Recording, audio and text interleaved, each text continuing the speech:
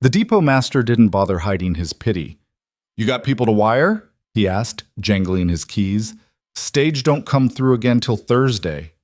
Willa stood there with her carpet bag cutting into her palm, her traveling dress covered in red dust, and tried to think of a single person she could wire who wouldn't say "I told you so" with their entire chest. Her aunt in Boston would take her back, but only after making sure every woman in their social circle knew that Willa Hartwell had failed at the one thing spinsters were supposed to be grateful for: a second chance.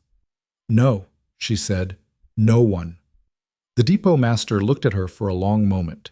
He was maybe 60, with the kind of weathered face that came from a lifetime of watching people arrive full of hope and leave full of something else. "There's a boarding house," he said finally. "Mrs. Chen's place, 2 blocks north. She'll put you up for a night if you got coin." "How much?" $1.50. Willa did the math in her head. $7 minus $1.50 left $5.50. Then food. Then the stage fare back to where? The train ticket back east would cost more than she had. She'd sold everything she owned to get here. "Thank you," she managed. She picked up her bag and walked. The town of Blackwood was exactly what she'd expected, and somehow worse. A single main street, maybe 24 buildings, half of them looking like a strong wind would knock them flat. The saloon was the biggest structure, which told her everything she needed to know.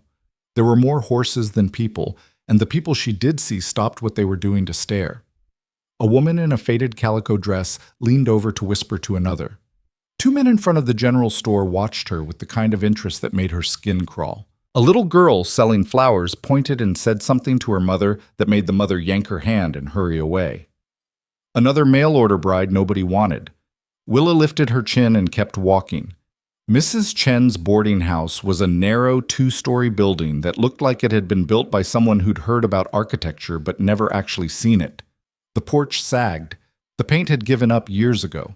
But there was a light in the window and a sign that said rooms. Willa knocked. The woman who answered was small, Chinese, and looked at Willa with the kind of frank assessment that didn't waste time on politeness. "You the one Benjamin Cole was supposed to marry," she said. It wasn't a question. "I was." "He's a fool." Willa blinked. What?" "Fool," Mrs. Chen repeated. She stepped aside. "You want room or not?" "Yes, please." $1.50 a night. Breakfast included. No men, no drinking, no noise after 9. Mrs. Chen's eyes narrowed. "How long you staying?" "I don't know yet." "You got money?" "Some." Mrs. Chen made a noise that suggested she'd heard that before and knew exactly how it ended. But she held out her hand for the $1.50, and when Willa counted it out, she nodded toward the stairs. "Second door, sheets are clean, water's in the basin. You need anything, you ask. I don't run a charity, but I don't throw women into the street neither." "Thank you," Willa said, and meant it. The room was small. A bed, a chair, a washstand, and a window that looked out onto the alley. But it was clean, and it was private. And after 3 days on a train full of men who thought a woman traveling alone was an invitation, privacy felt like luxury. Willa set down her bag and sat on the bed. The mattress was thin, but better than the train bench. She could hear voices from somewhere below. Mrs. Chen talking to someone in rapid Cantonese, the words blurring together into something that sounded almost like music. She should eat. She should wash. She should do something other than sit here and feel the full weight of her situation pressing down on her shoulders. But instead, she just sat. Benjamin Cole had been a lie from the start. She'd known that, somewhere deep down. Men didn't advertise for wives in Boston newspapers because they were charming and successful. They did it because they were desperate, or strange, or so far from civilization that no local woman would have them. But Willa had been desperate too, 26 years old, unmarried. Living on her aunt's charity after her father's death had revealed that the Hartwell family fortune was mostly debt and delusion. She'd had 2 choices: become a permanent dependent, fading into spinsterhood while her aunt's friends whispered about what a shame it was, or take a chance on a new life. She'd chosen the latter. She'd answered Benjamin Cole's advertisement. She'd read his letters. Stiff, formal things that told her nothing except that he owned a dry goods store and needed a wife who could keep house and wouldn't expect romance. She'd sold her mother's jewelry to pay for the train ticket. She'd packed everything she owned into 2 bags and left Boston without looking back. And Benjamin Cole had taken one look at her on the platform and said, "This won't work." Not even an explanation. Just that. His friend, a shorter man with kinder eyes, had at least tried to soften it. "Ben's particular," he'd said, like that excused everything. He had his heart set on someone different. Younger, Willa had thought. Prettier. Softer. Someone who looked like she needed saving instead of someone who looked like she might have opinions. She'd stood there on the platform with her bags and watched them walk away. Watched the other people on the train, people she'd traveled with, people who'd seen her talking excitedly about her new life. Watch her right back. Watch their faces shift from curiosity to pity to something worse. Satisfaction. "The tall ones always fall hardest," her aunt used to say. "Be grateful for what you can get, Willa." Well, she'd tried that, and here she was. There was a knock on the door, 2 sharp raps. "You coming down for supper or not?" Mrs. Chen's voice was brisk. "I don't keep food warm." Willa stood, smoothed her dress, and opened the door. "I'm coming." The dining room was small, just a table and 6 chairs, but it smelled like heaven. Rice, vegetables, something with ginger that made Willa's mouth water. There were 3 other boarders, a man who looked like a ranch hand, an older woman in widow's weeds, and a girl who couldn't have been more than 15. They all looked up when Willa entered. The ranch hand's eyes lingered a little too long. The widow sniffed. The girl just stared. "Sit," Mrs. Chen said, putting a plate in front of an empty chair. "Eat." The food was good. Better than good. Willa hadn't realized how hungry she was until she started eating, and then she had to force herself to slow down, to not shovel it in like she'd never seen a meal before. The ranch hand introduced himself as Tom. The widow was Mrs. Ashford. The girl didn't give her name, and no one asked. "You're the one from Boston," Mrs. Ashford said. It sounded like an accusation. "Yes. Come all this way to marry Benjamin Cole." Mrs. Ashford's mouth puckered like she'd bitten into something sour. "Didn't work out, I hear." "No." "Shame." She didn't sound like she thought it was a shame. "What will you do now?" It was the question, wasn't it? The only question that mattered. "I don't know yet," Willa said. Tom leaned back in his chair. "You got family back east?" "Some." "Money?" Willa met his eyes. "That's not your concern." He held up his hands. "Just asking. Town this size, people talk. Woman alone with no prospects." He shrugged. "People are going to wonder." "Let them." Mrs. Chen came back with tea, and the conversation shifted to other things. Water rights, someone's cattle getting into someone else's grazing land, the new school teacher who'd apparently left after 2 weeks because the students were uncivilized.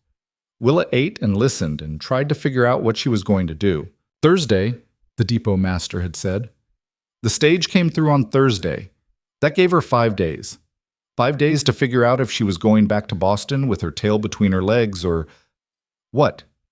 Staying here? Doing what? She had no skills that translated to frontier life. She could read Latin and speak French and play the piano. She could manage a household, a proper household with servants and china and calling cards. She could do needlework that no one out here would pay for and make conversation about books that no one out here had read. What she couldn't do was cook over an open fire or churn butter or birth a calf or any of the 100 things that frontier women seem to do without thinking. "You're thinking too hard," Mrs. Chen said, startling her. The others had left, and Willa hadn't even noticed. "I can hear it from the kitchen." "Sorry."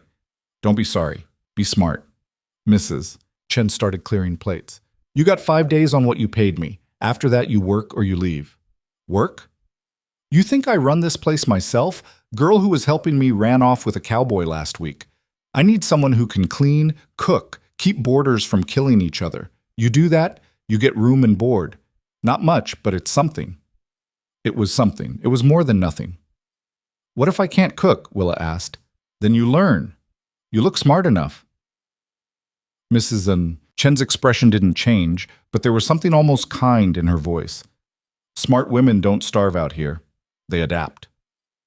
Willa thought about that after she went back to her room.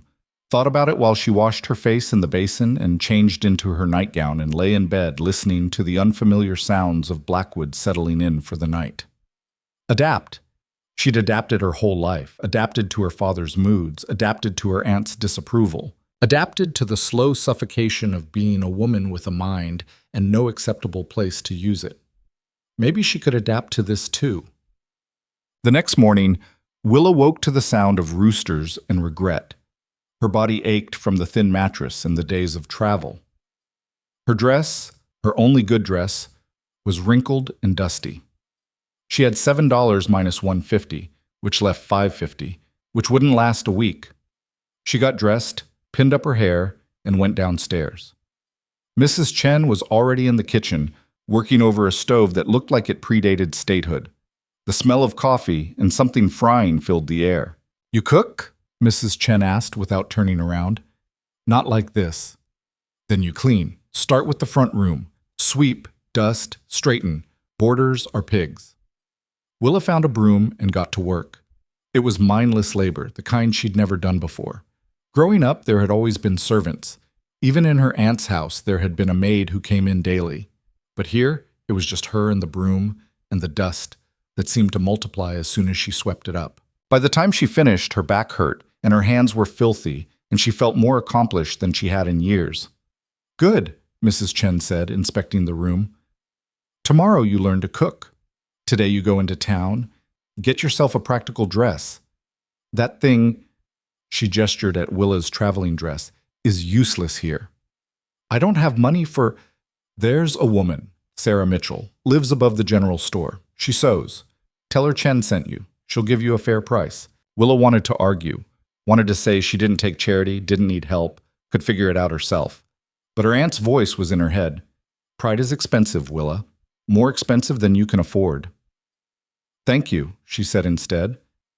Town looked different in daylight. Still dusty, still rough, but there was a kind of energy to it. People moving with purpose, horses being loaded, the sound of hammering from somewhere behind the saloon. Willa found the general store easily enough. It was the biggest building on the main street, with a painted sign that said Cole's Dry Goods. Benjamin Cole's store. She hesitated, then squared her shoulders and went in. The man behind the counter looked up, and Willa felt her stomach drop. It was him, Benjamin Cole. Thinning hair, weak chin, eyes that slid away from hers the moment they met.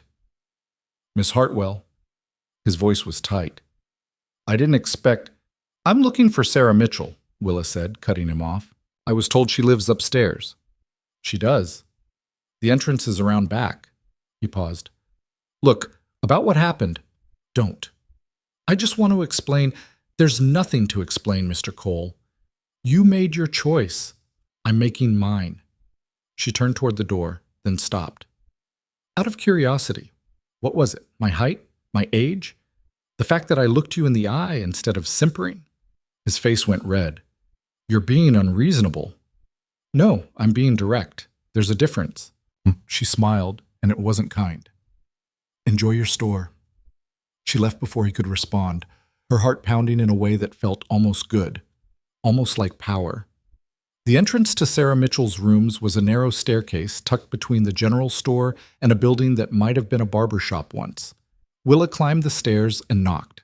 The woman who answered was maybe 30, with auburn hair and measuring tape around her neck. "Yes?" "Mrs. Chen sent me. I need a dress." Sarah's expression shifted from wariness to interest. She looked Willa up and down with the practiced eye of someone who made her living understanding bodies and fabric. "Come in," she said. The room was small but organized, bolts of fabric stacked against one wall, a sewing machine by the window, a dress form wearing half-finished calico. It smelled like cotton and machine oil. "You're the mail-order bride," Sarah said. Willa was getting tired of being identified that way. "I was. Now I'm just someone who needs a dress that won't fall apart if I work in it." Sarah smiled at that. "Fair enough. What's your budget?" "Limited." "How limited?" Willa did the math. $3, maybe $4 if you can wait a week for the rest. Sarah was quiet for a moment, then nodded. "I can work with that, but you'll have to help. Cut your own pattern, do the simpler seams. I'll handle the fitting and finishing. I can do that. Good. Strip down to your undergarments. I need measurements. An hour later, Willa left with a promise of a dress by the end of the week and $2 less in her pocket. Sarah had been professional, efficient, and unexpectedly kind. She hadn't asked about Benjamin Cole or what Willa was doing here or any of the questions that seemed to be on everyone else's tongue. You're taller than most women, she'd said while measuring. That's an advantage if you use it right. People remember tall. Make them remember you for the right reasons. Willa thought about that as she walked back to the boarding house. About being remembered. About being seen as something other than a reject, a failure, a cautionary tale. The next few days fell into a rhythm. Willa cleaned Mrs. Chen's boarding house, learned to cook over the temperamental stove, served meals to boarders who ranged from polite to obnoxious. She learned which floorboards creaked and which water pump worked best, and how to get the stove to heat evenly. She also learned to ignore the stares. Because people stared. The whole town seemed to know who she was, and they watched her like she was a particularly interesting breed of exotic bird. The women whispered. The men leered or pitied, depending on their temperament. The children pointed until their mothers shushed them, but Willa kept her head up and her expression neutral and went about her business like she didn't notice. On Thursday morning, she watched the stage come through, watched it stop at the depot, watched passengers get off and on, watched it leave again. She didn't get on it. That night, Mrs. Chen said, "You're staying then?" "I'm staying." "Why?" It was a good question. Willa had asked herself the same thing a dozen times. Going back to Boston meant admitting defeat, meant living on her aunt's charity for the rest of her life, meant becoming the spinster aunt herself, fading into irrelevance. Staying meant what? Working in a boarding house, living in a town that saw her as a joke? But it also meant something else, something she couldn't quite name yet. Because going back means dying slowly, Willa said finally. And I'm not ready to die. Mrs. Chen nodded like that made perfect sense. Good. Tomorrow, you learn to make dumplings. The dress was ready on Saturday. Sarah had done beautiful work, simple calico, nothing fancy, but it fit perfectly and moved well. Willa paid her the last $2 and wore it out of the shop, leaving her traveling dress folded in her room. She felt different in the new dress, more real, less like a Boston lady playing pretend, and more like someone who belonged here. It was a dangerous feeling. That afternoon, she was sweeping the porch when a man rode up on a horse that looked like it had seen better days. The man looked the same way, dusty, tired, but with the kind of presence that made her pay attention. He was tall, lean, with dark hair and darker eyes. His face was all hard angles, and there was a scar above his left eyebrow that looked old. He wore work clothes that had been mended more than once, and his hands on the reins were scarred and capable. He dismounted and looked at her with an expression she couldn't quite read. "Willa Hartwell?" Her stomach tightened. "Yes. Name's Colt Mercer. I need to talk to you." "About what?" He glanced at the boarding house, then back at her. "About a job. You got a minute?" Willa leaned the broom against the wall. "I have several." He smiled at that, just a quick flash of something that might have been humor. "Fair enough. Can we talk somewhere private?" She should say no. Should tell him to state his business here or leave. But there was something about the way he carried himself, tired but not defeated, blunt but not rude, that made her curious. "There's a bench behind the house," she said. They walked around back and Willa sat on the bench while Colt stood, hat in his hands. Up close she could see he was maybe 35, with lines around his eyes that came from squinting in the sun. "I'm going to be direct," he said. "I heard about what happened with Benjamin Cole." "I imagine everyone's heard." "Probably. Small town. People talk." He shifted his weight. "I also heard you're smart, educated, and desperate enough to take a risk on something unconventional. Is that what people are saying?" "It's what Mrs. Chen said when I asked about you." Willa blinked. "You asked Mrs. Chen about me?" "I did. Because I need help, and you need a situation, and maybe we can work something out." What kind of help?" Colt looked at her for a long moment, like he was trying to decide how much to say. Then he sighed and said, "I've got a ranch about an hour north of here, 300 acres, most of it scrub, with a house that's falling apart and a well that's running dry. I'm one bad season away from losing everything, and I can't do it alone anymore. And you want to hire me to do what exactly? Keep house, cook. Help me figure out how to make the place profitable before the bank takes it. He paused. In exchange, you get room, board, and safety. Safety? A woman alone in a place like this? He shrugged. It's not safe. You stay at my ranch. People will assume you're my wife. They'll leave you alone. Willa stood up. Let me make sure I understand. You want me to pretend to be your wife, live on your failing ranch, and work as your housekeeper in exchange for the privilege of not being harassed? When you put it like that, it sounds bad. It sounds insane. Maybe. Colt put his hat back on. But you're running out of options, and so am I. At least think about it. Why me? Willa asked. Why not hire someone local? Because local women have families, reputations, people who'd ask questions. You're already the scandal. Might as well make it work for both of us. He was right, and she hated that he was right. She was already the talk of the town, already ruined in the eyes of anyone who cared about such things. What's in it for you? She asked. Besides help keeping the ranch running? Colt smiled, and it was tired. Honestly, the bank's more likely to extend my credit if they think I've got a stable household. A wife, even a pretend one, makes me look less like a losing bet. How flattering. I'm not trying to flatter you, Miss Hartwell. I'm trying to offer you a deal that keeps both of us from losing everything. Willa looked at him, really looked, at the exhaustion in his eyes, the tension in his shoulders, the way he held himself like a man who'd been fighting for too long and was tired of it. I need time to think, she said. Fair enough. I'll be in town until tomorrow morning. You know where to find me if you decide you're interested. He tipped his hat and walked away, and Willa sat back down on the bench. A ranch. A fake marriage. A man she didn't know offering her a life she didn't understand. It was crazy. It was also the only offer she'd had since arriving in Blackwood that didn't make her feel like a charity case. That night, Willa lay in bed and thought about choices. She could stay at the boarding house, work for Mrs. Chen, save whatever money she could and hope that eventually she'd have enough to, what? Open a shop? Become a teacher? Neither seemed likely.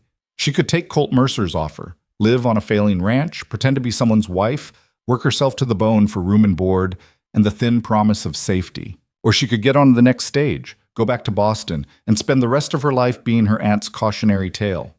None of them were good options, but one of them felt like forward motion. In the morning, she found Mrs. Chen in the kitchen. I need to ask you something, Willa said. About Colt Mercer.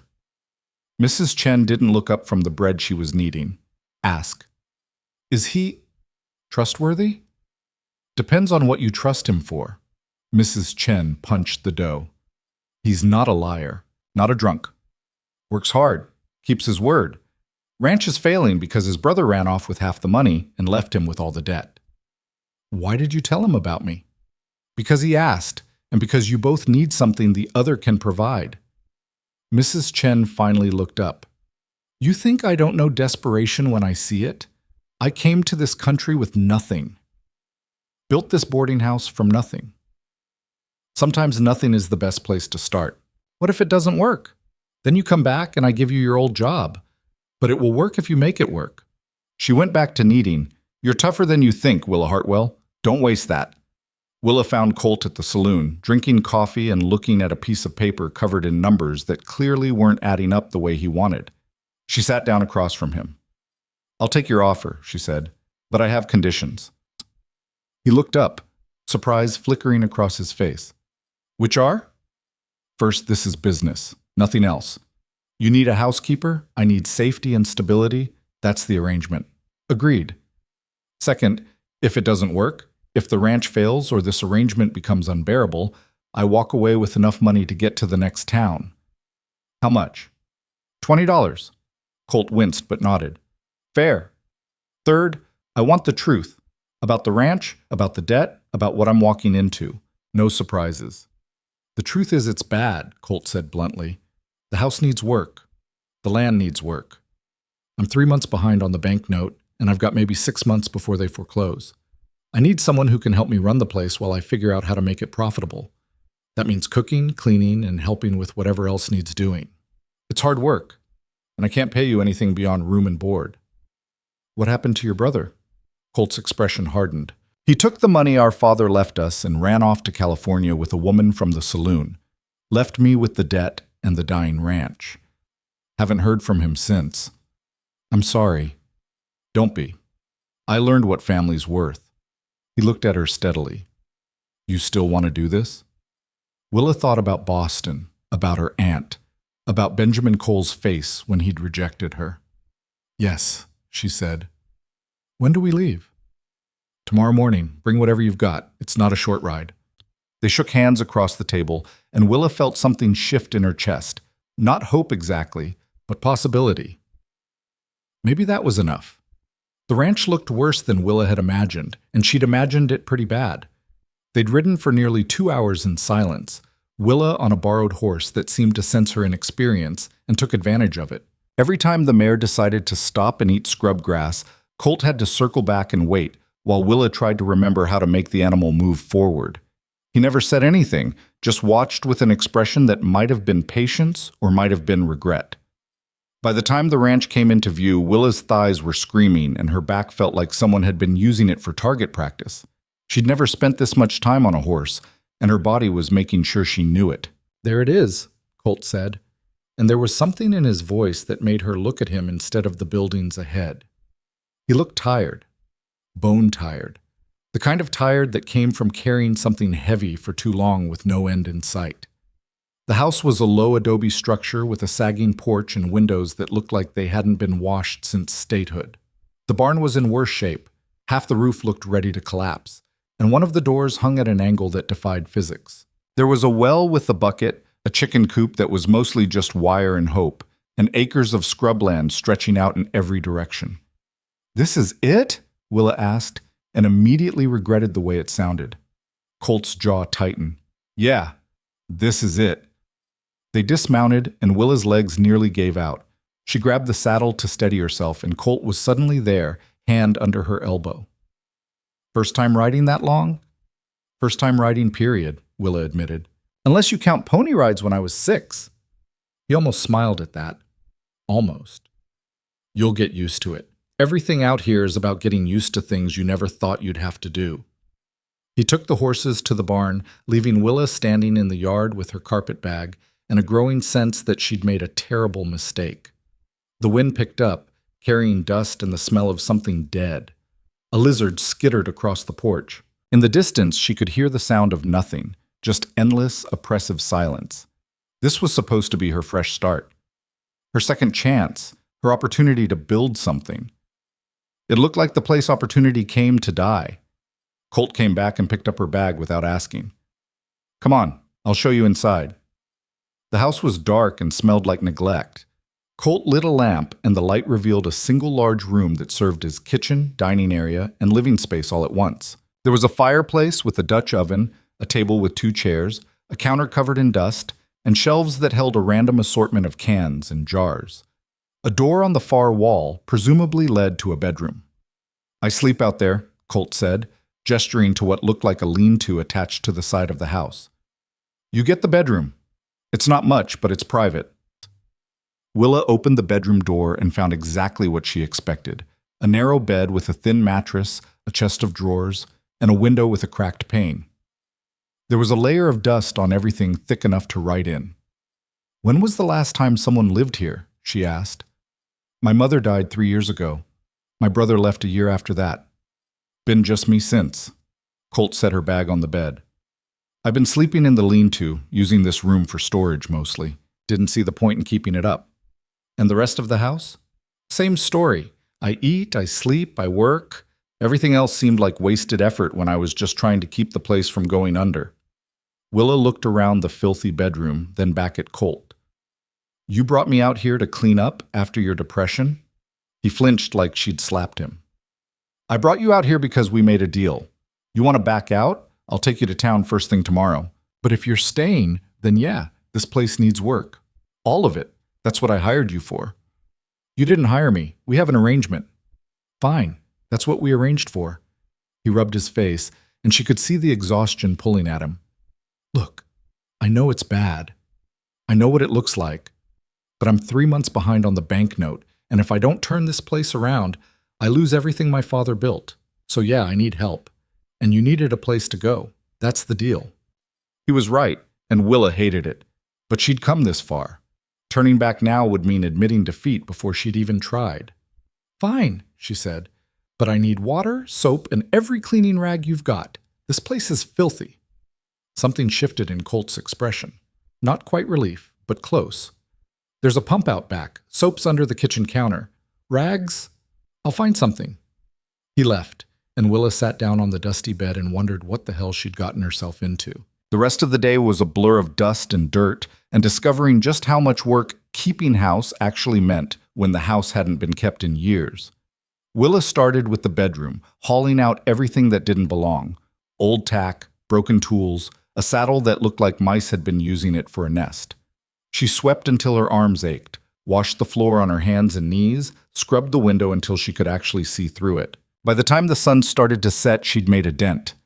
The bedroom wasn't clean, but it was cleaner. She could sleep there without feeling like she was camping in a storage shed. Colt had been outside most of the day, working on the barn roof. She could hear him hammering, cursing when something didn't go right, hammering again. When he finally came in, he was covered in dust and sweat and looked like he'd been in a fight. "There's no food," Willa said. She checked the shelves and found exactly 3 cans of beans, some hardtack that might have predated the Civil War, and a jar of something that had gone bad enough to be considered a biohazard. "I usually eat in town," Colt said, "or shoot something." "You shoot your dinner?" "Rabbit mostly, sometimes quail if I'm lucky." He looked at the shelves like he was seeing them for the first time. "I guess I should have stocked up before bringing you out here." "I guess you should have." Willa was too tired to be diplomatic. "So what do we do tonight?" Colt opened one of the cans of beans, dumped it in a pot, and set it over the fire. "We eat beans. Tomorrow I'll ride into town and get supplies." They ate in silence, sitting at the dusty table with spoons that Willa had washed 3 times and still didn't trust. The beans were bland and gritty, and Willa had never been so grateful for a meal in her life. "This is what you've been living on?" she asked. "More or less?" How are you not dead?" Colt almost smiled. "Spite, mostly." After dinner, they worked out the logistics. Colt would handle the outside work, the animals, the fencing, the repairs that required actual carpentry skills. Willa would handle the inside, cooking, cleaning, making the place livable. When the house was in better shape, she'd help with the chickens and the garden and whatever else needed doing. "You know anything about chickens?" Colt asked.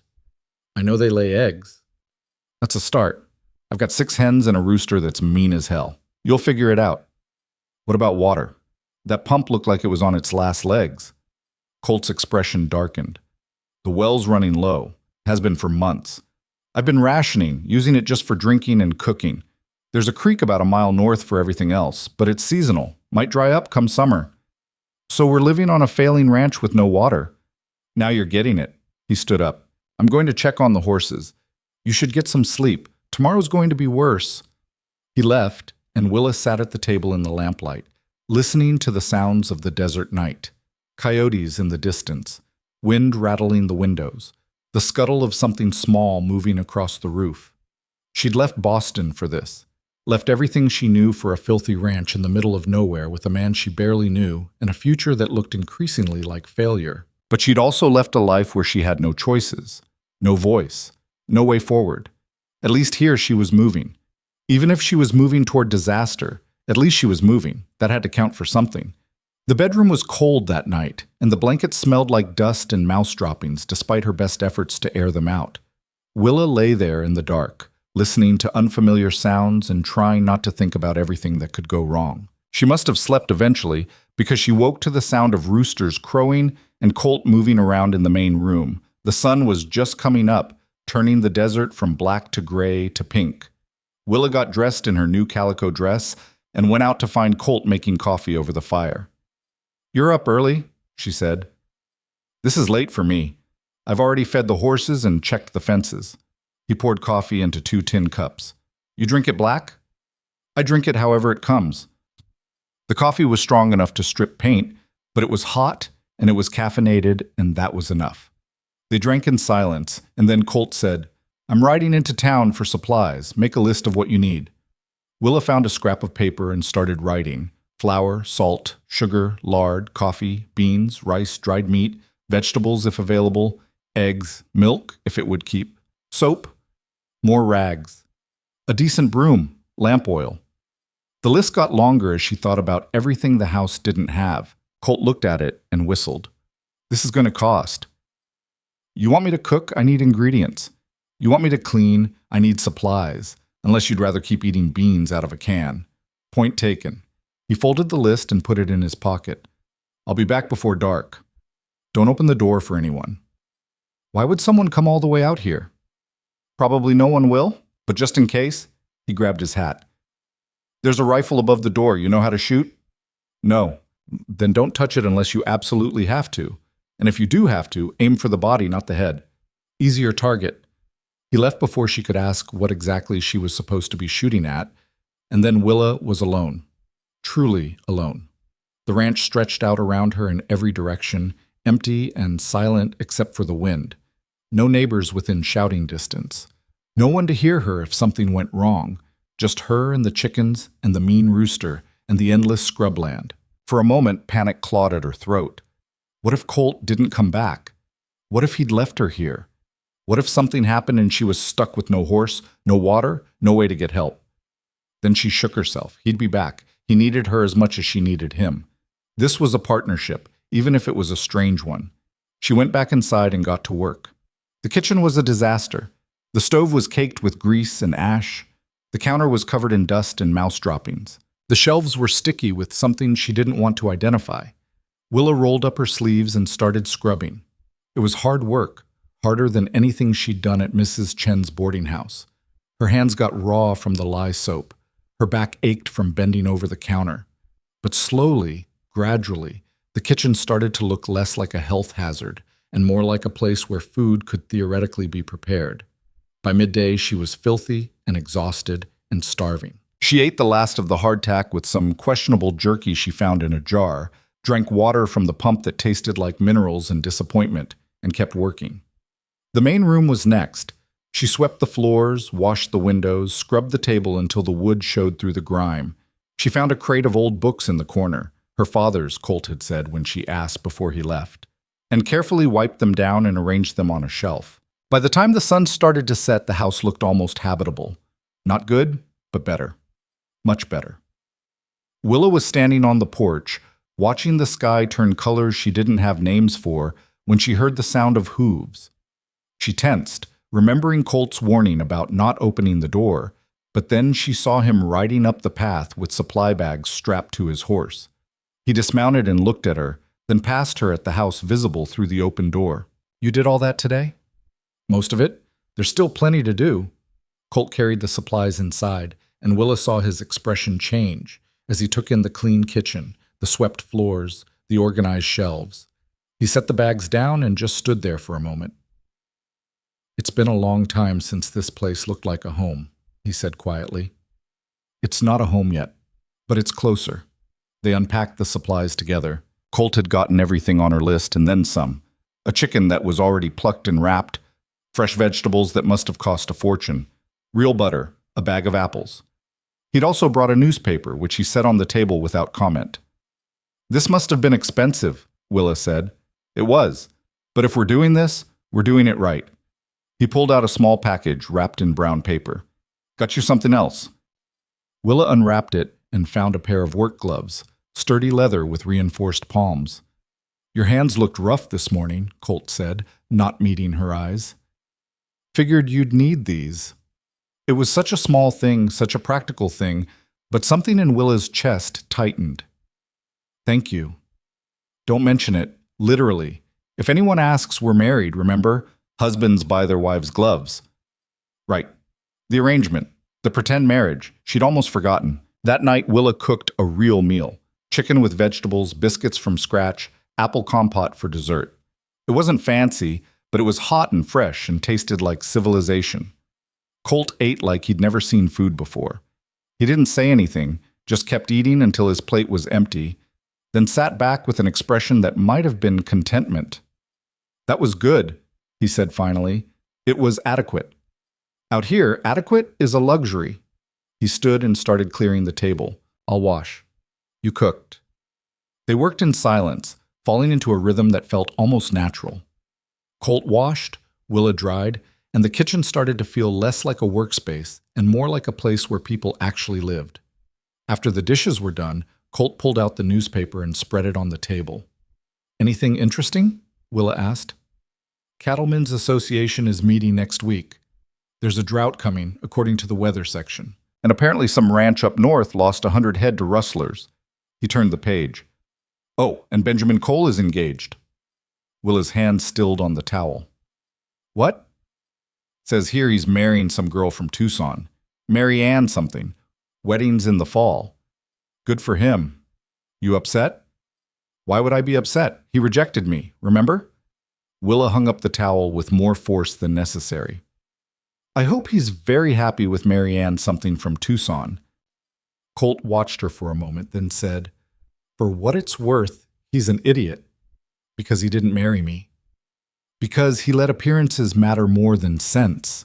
You're smart, capable, and you work harder than anyone I've met. That's worth more than whatever he was looking for." Willa didn't know what to say to that. Compliments from men usually came with strings attached, but Colt seemed genuine. Or maybe just pragmatic.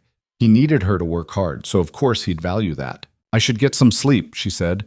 "Tomorrow I want to tackle the bedroom properly and figure out what to do about those chickens. Good luck with the rooster. His name's Attila, and he lives up to it." "You named your rooster Attila?" "My brother did. Said it fit his personality." Colt folded the newspaper.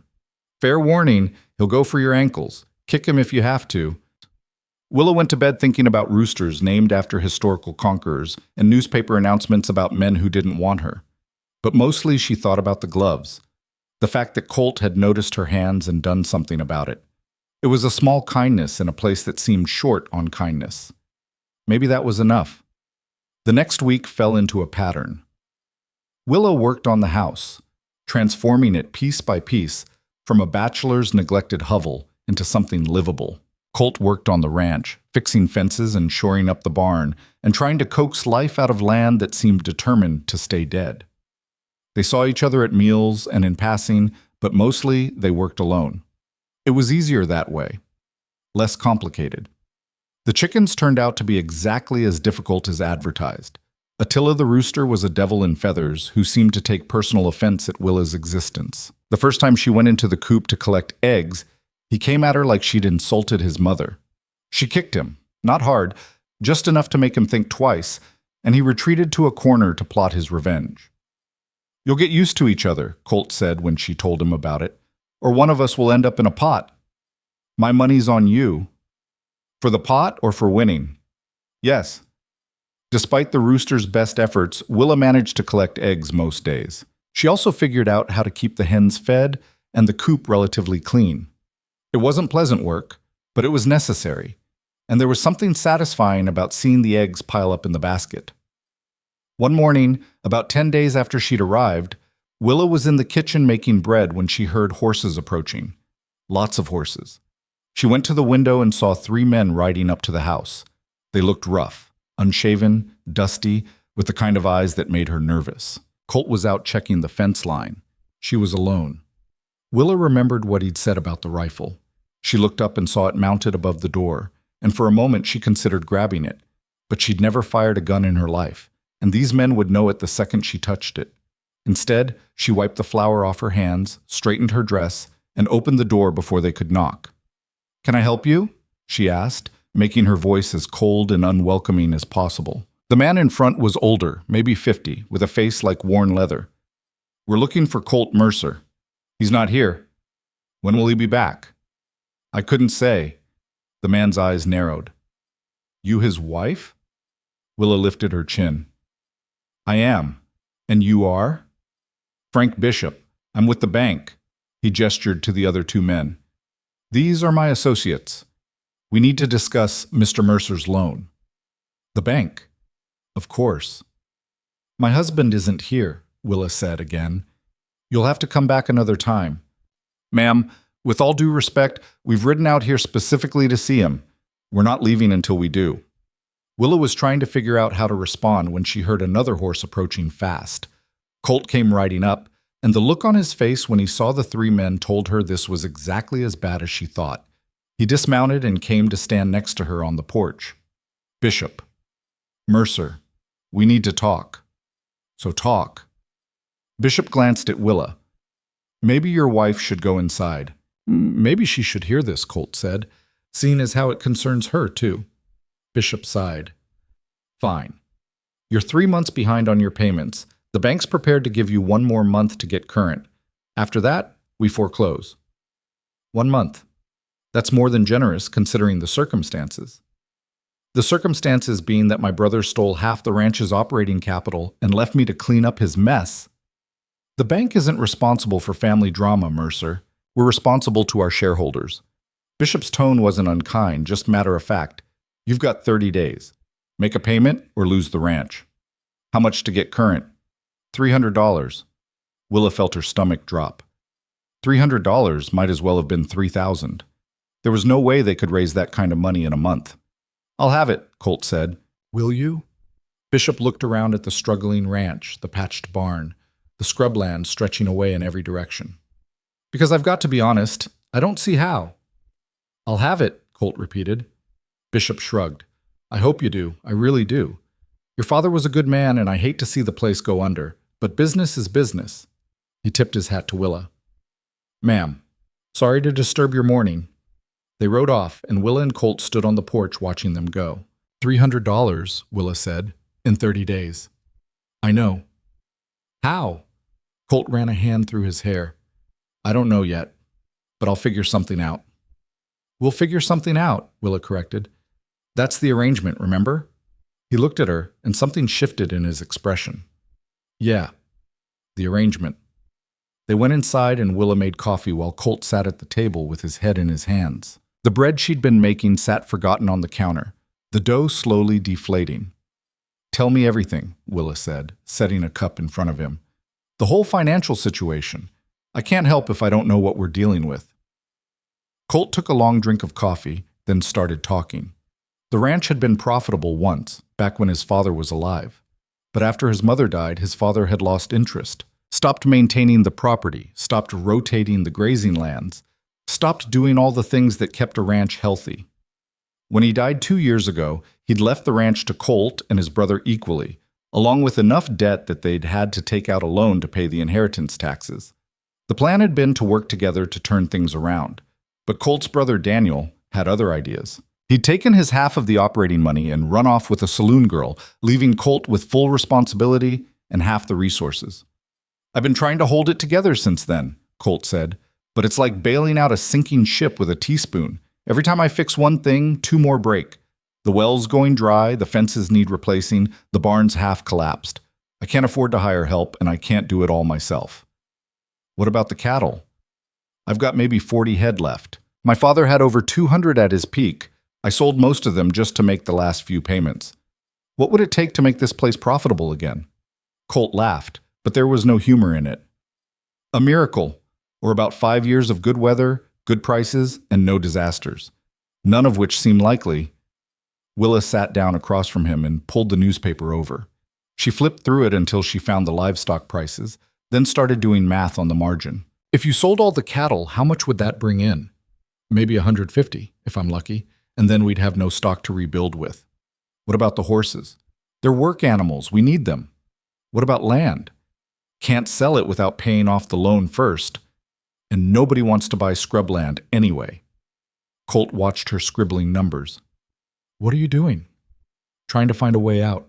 Willa chewed on the pencil. There's got to be something. Some way to raise money fast. If there is, I haven't found it in 2 years of trying. They sat in silence for a while, Willa thinking and Colt staring at his coffee like it might have answers.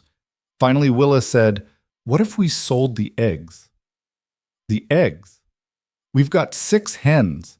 They're laying pretty consistently. If we increase the flock, got maybe 20 or 30 birds, we could sell eggs in town.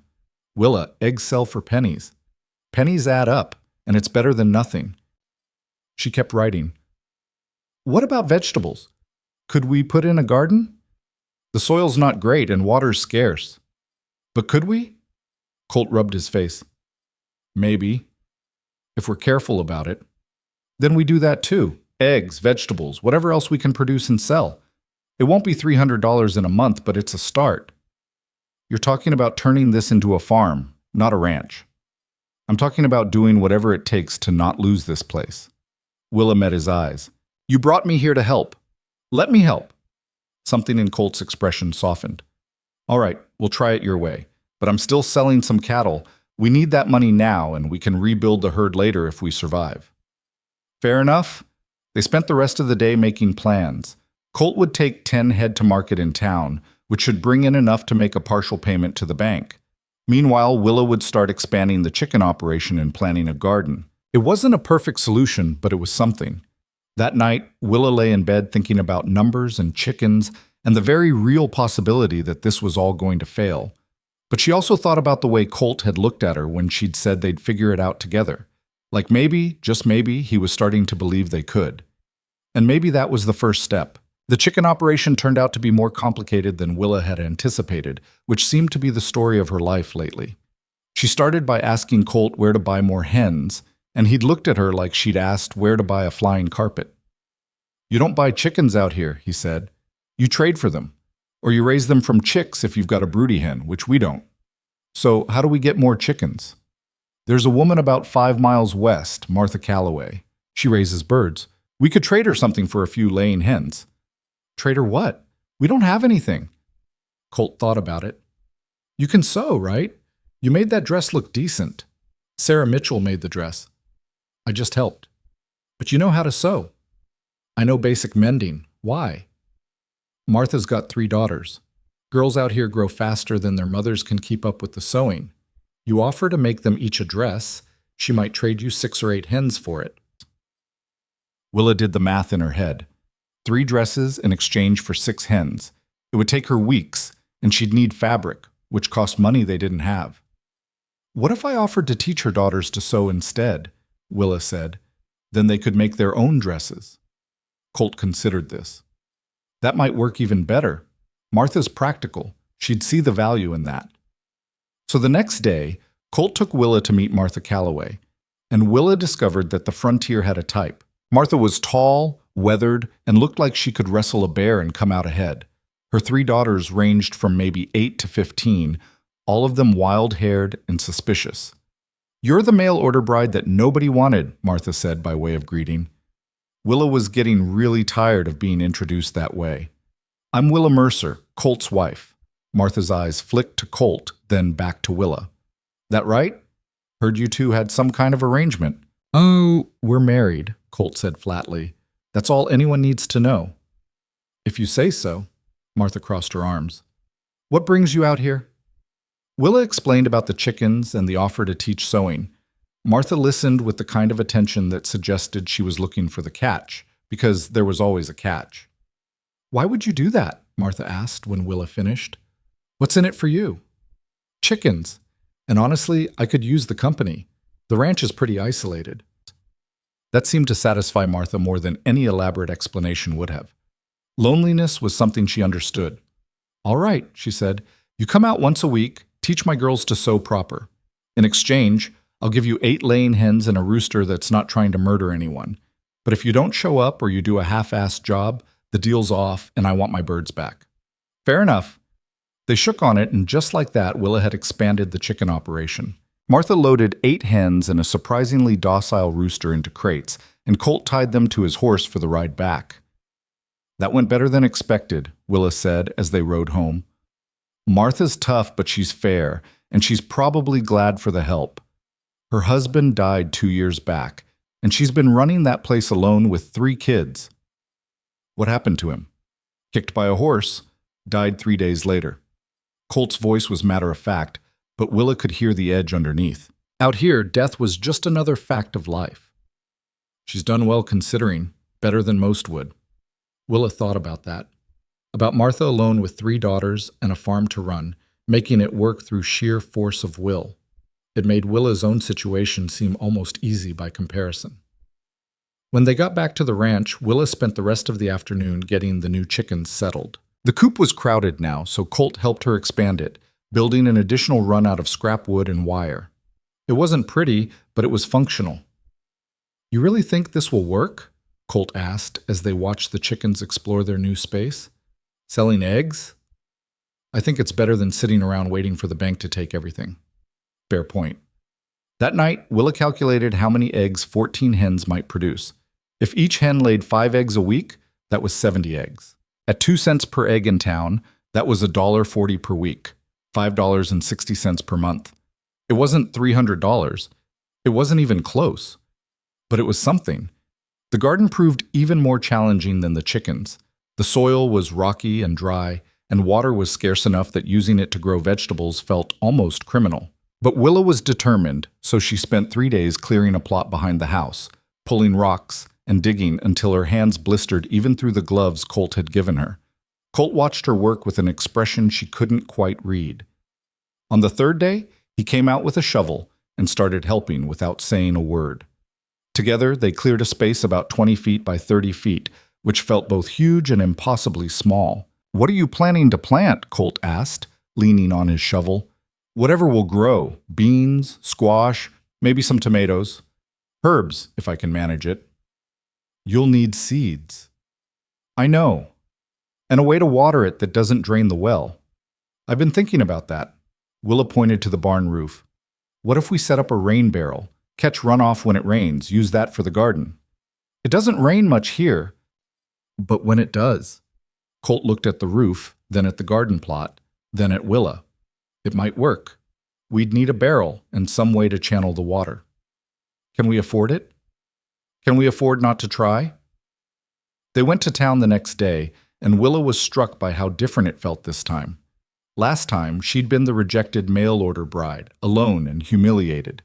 This time she was with Colt, and people looked at them differently. The whispers were still there, but they had a different quality. At the general store, Benjamin Cole was behind the counter. He saw them come in and his face went pale. "Mercer," he said.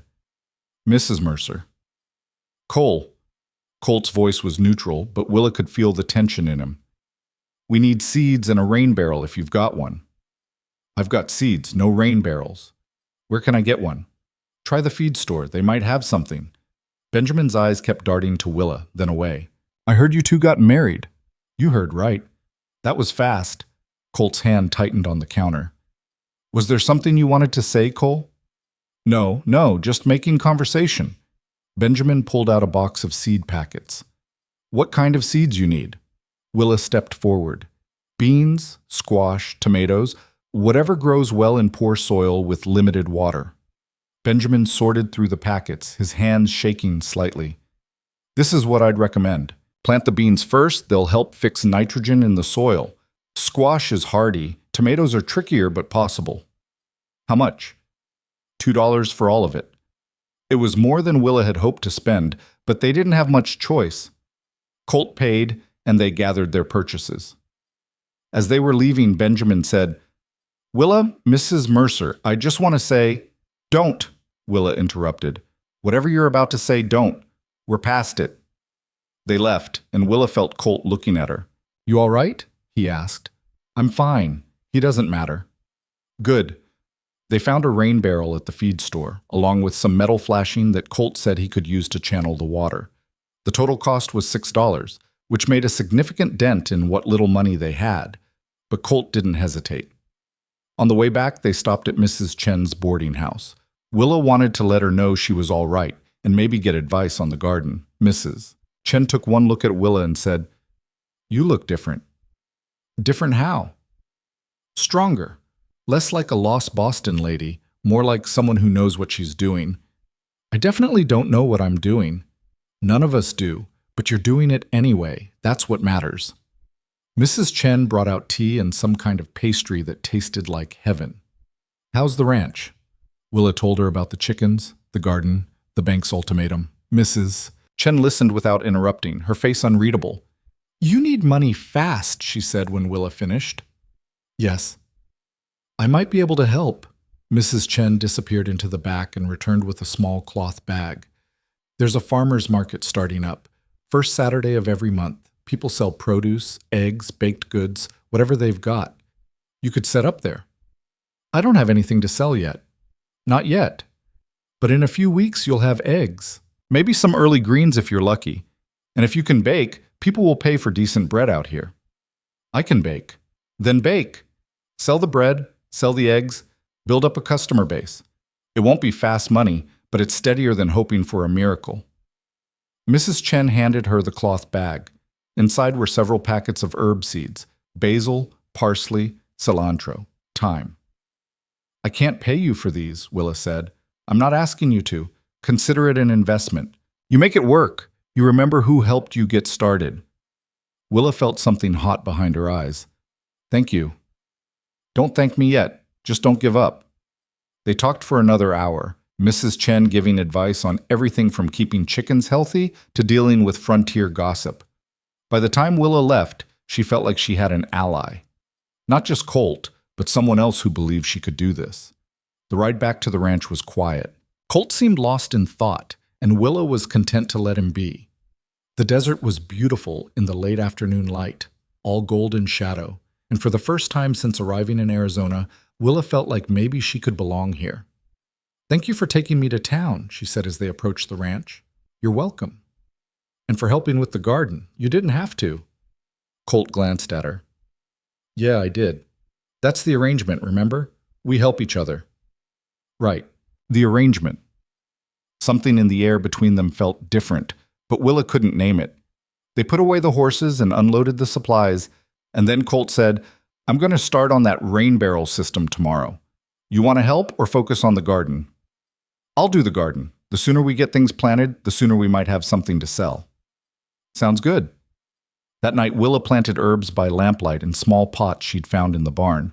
It was probably too late in the day, and she was probably doing it wrong, but it felt important to start, to take action instead of just planning. She was elbow deep in dirt when Colt came in from checking the horses. You're still working? He asked. Couldn't sleep. You're going to burn yourself out. Probably, but I'd rather burn out trying than give up. Willa tamped down the soil around a basil plant. Mrs. Chen told me about a farmer's market. First Saturday of every month. I know it. Started last year. It's not much.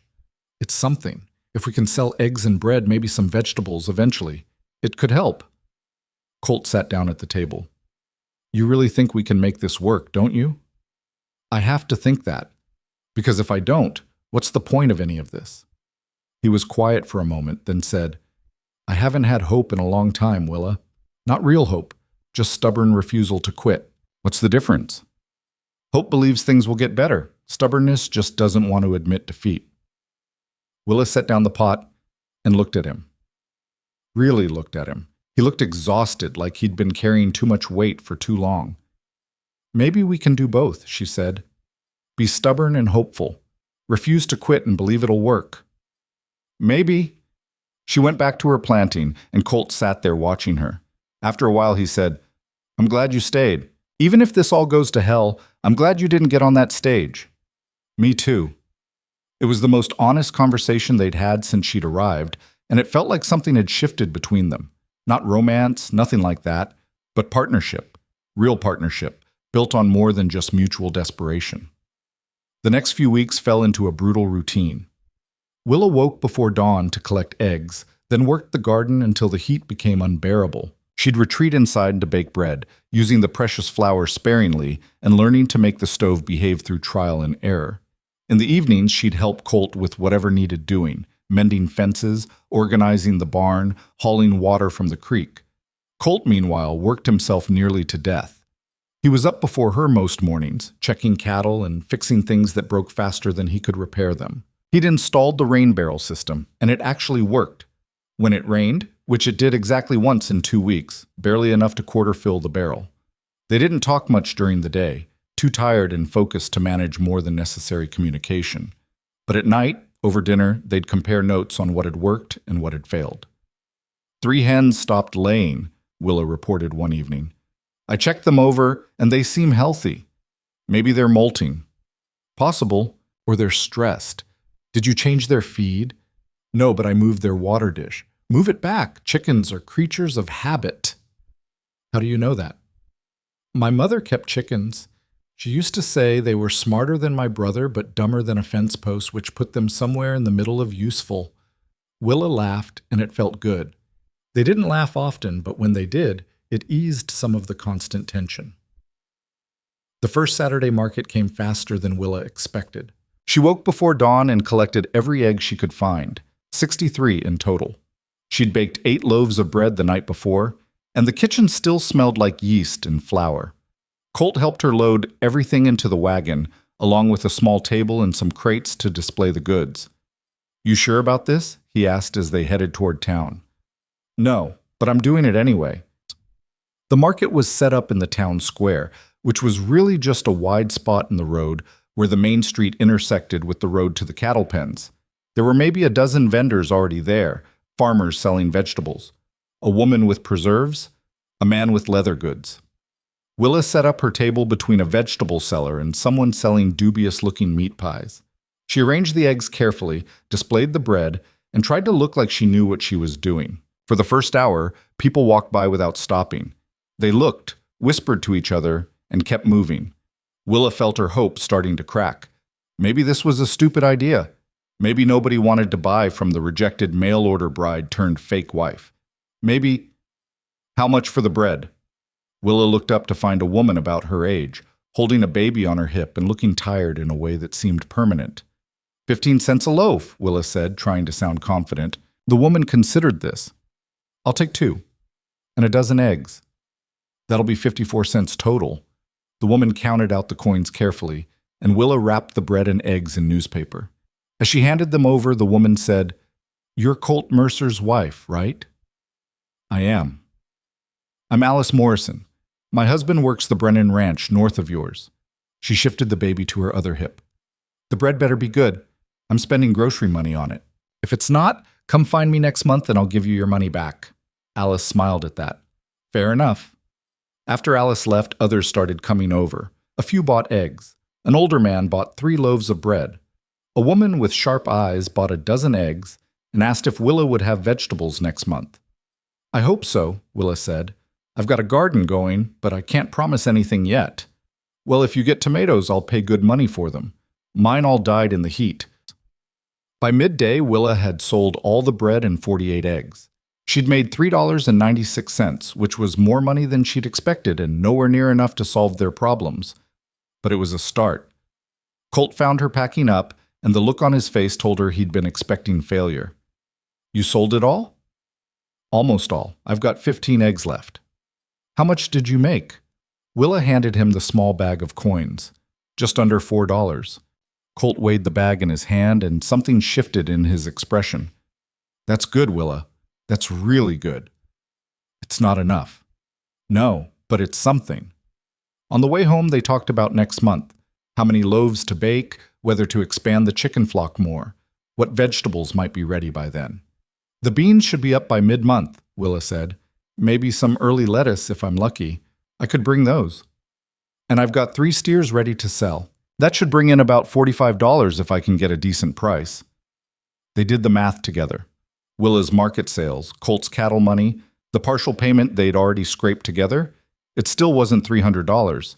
They were going to be short, probably by at least $100, maybe more. We'll figure it out, Willa said, trying to believe it. Yeah, Colt said, but he didn't sound convinced. That week, Willa started her sewing lessons with Martha Calloway's daughters. The oldest, Ruth, was surprisingly capable and picked up the basics quickly. The middle daughter, Patience, had the attention span of a gnat, but was good with her hands when she focused. The youngest, Hope, was mostly just excited to have something new to do. Martha watched from the porch, mending harnesses and occasionally calling out corrections. You're good with them, she said when the lesson was over. They're good students, Ruth especially. Ruth's going to need to know how to sew. She's the eldest, and when I'm gone, she'll be responsible for the younger ones. It was said matter-of-factly, like Martha was discussing the weather instead of her own mortality. But that was frontier life. Death wasn't avoided, just acknowledged. Well, I'll make sure she knows enough to manage, Willa said. I appreciate it. Martha handed Willa a basket covered with a cloth. Made extra biscuits this morning. Take them. Willa looked under the cloth and found not just biscuits, but also some dried meat and a jar of preserves. Martha, I can't. You're teaching my girls a useful skill for free. I'm giving you some food. We're even. Martha's expression softened slightly. Besides, you look half-starved. Whatever you and Colt are doing out there, you're working too hard to eat right. Willa didn't argue. She couldn't, because Martha was right. They were both losing weight, both too busy and too poor to eat properly. On the ride back, Willa thought about community. About how people out here helped each other in small ways, not because they were asked to, but because they understood what it meant to struggle. Martha's biscuits, Mrs. Chen's herbs, Sarah Mitchell's fair prices, even Alice Morrison, buying bread she might not be able to afford, because sometimes supporting your neighbor was more important than saving a few cents. It made the frontier feel less lonely. When Willa got home, she found Colt sitting on the porch with his head in his hands. For a moment, she thought something terrible had happened. Another visit from the bank, a dead cow, the well finally giving out completely. "What's wrong?" she asked, hurrying over. Colt looked up, and his eyes were red. "Nothing's wrong. Everything's fine." "You're a terrible liar." He laughed, but it sounded broken. "I sold the steers. Got $52, which is more than I expected. We're still short, but we're closer. And He stopped, swallowing hard. "For the first time in 2 years, I actually think we might make it. Not because of luck or a miracle, but because we're working our asses off and it's actually paying off. And that's terrifying." Willa sat down next to him. "Why is it terrifying?" "Because if we fail now, it means all this work meant nothing. Before you got here, I could tell myself I was doing my best with what I had. But now we're really trying, really fighting for this place. And if we lose anyway," he trailed off, "I don't know if I can handle that." "Then we won't lose." "You can't promise that." "No," Willa agreed, "but I can promise I won't quit. And I can promise that win or lose, we'll know we gave it everything we had. That has to count for something." Colt looked at her, really looked at her, and Willa felt something shift between them, something deeper than partnership, though she couldn't name it yet. "Thank you," he said quietly, "for staying, for fighting, for not giving up on this place." "It's my place too now," Willa said. "That's the arrangement, remember?" "Yeah," Colt said, and his voice was rough. "The arrangement." They sat there as the sun set, shoulder to shoulder on the porch, and for the first time since she'd arrived in Arizona, Willa felt like she was exactly where she was supposed to be. The town celebration came without warning, at least for Willa. She was at the market on the first Saturday in June, selling eggs and bread and the first harvest of lettuce from her garden, when Alice Morrison mentioned it. "You coming to the Founders' Day celebration next weekend?" Alice asked, shifting her baby to her other hip while inspecting Willa's lettuce. "I don't know what that is." Alice looked surprised. "Oh, right, you're still new. It's this thing the town does every year. Music, dancing, food. Everyone comes. It's actually pretty fun if you ignore the speeches." "I don't think—" "You should come. Both of you. People are starting to talk less about the whole mail-order bride thing and more about how hard you're working. This would be a good chance to, I don't know, be part of the community instead of just the couple out at the failing ranch." Willa winced at the description, even though it was accurate. "Is that what people call us?" "Some do. Others call you the couple that might actually make it work, which is better." Alice selected 3 heads of lettuce. "Come to the celebration. Let people see you're not going anywhere. It matters out here." Willa sold the lettuce and thought about what Alice had said. By the time Colt came to help her pack up, she'd decided to mention it. "There's a Founders' Day celebration next weekend," she said as they loaded the wagon. "I know. Alice Morrison thinks we should go." Colt's hand stilled on a crate. "Why?" "To be part of the community. Show people we're staying." "We don't need to show people anything." "Maybe not, but it might help." Willa climbed onto the wagon seat. "When's the last time you did something that wasn't work?" "Can't remember." "Exactly." Colt stood there for a moment, then sighed and climbed up next to her. "Fine, we'll go, but I'm not dancing." "I wasn't going to ask you to." "Good." They rode in silence for a while, And then Colt said, "You'll need a dress. Something nicer than work clothes." "I don't have money for a new dress." "I do. We made good money today. And if we're doing this, we're doing it right." Willa wanted to argue, wanted to say they should save every penny for the bank payment that was looming closer every day. But there was something in Colt's voice that stopped her. He wanted this, wanted to give her something that wasn't about survival or practicality. "All right," she said. "I'll ask Sarah if she can make something simple." The bank payment was due in 2 weeks. They'd been counting and recounting the money, trying to find a way to make the numbers work. Between Willa's market sales, Colt's cattle, and every other penny they'd scraped together, they had $247. They were $53 short. Colt had been to see Frank Bishop twice, trying to negotiate. The first time, Bishop had been sympathetic but firm. The second time, he'd been just firm. "I've got shareholders breathing down my neck, Mercer," Bishop had said. "You make a full payment, or you're out. I can't give you any more extensions." "What if I make a partial payment now and the rest in 30 days? "That's not how loans work." "What if I put up additional collateral?" "Like what? You've already mortgaged everything you own." Colt had come home from that meeting and punched a hole in the barn wall. Willa had found him there an hour later, sitting on the ground with his bleeding knuckles wrapped in a rag. She'd cleaned his hand without saying anything, and he'd let her, and they'd both pretended this wasn't the beginning of the end. But now, a week before the celebration, and 2 weeks before the payment deadline, Willa was in town at Sarah Mitchell's shop, looking at fabric samples and trying not to think about the fact that they were spending money they didn't have on a dress for a party they shouldn't attend. "What kind of dress are you thinking?" Sarah asked, holding up different bolts of fabric. "Something simple, practical, nothing fancy." Sarah gave her a look. "Willa, when's the last time you had something nice? Something just for you?" Willa thought about it. Before her father died, maybe. Before the world had collapsed and she'd had to sell everything just to survive. "I can't remember," she admitted. "Then let's make you something nice." Sarah pulled out a bolt of deep blue cotton, nicer than the calico Willa usually wore, but not so fine that it would be impractical. "This would look good on you. Bring out your eyes." "Sarah, I know you're worried about money. Everyone knows you're fighting to keep that ranch. But Alice Morrison told me what you said at the market, about how if the bread wasn't good, you'd refund her money. You know what that told me? That you're someone who stands behind what you do. That matters. So let me make you a dress that shows people you're not just surviving anymore. You're living." Willa felt something tight in her chest. "I don't know if we can afford $2, same as the work dress. I'll make it simple but nice. Deal?"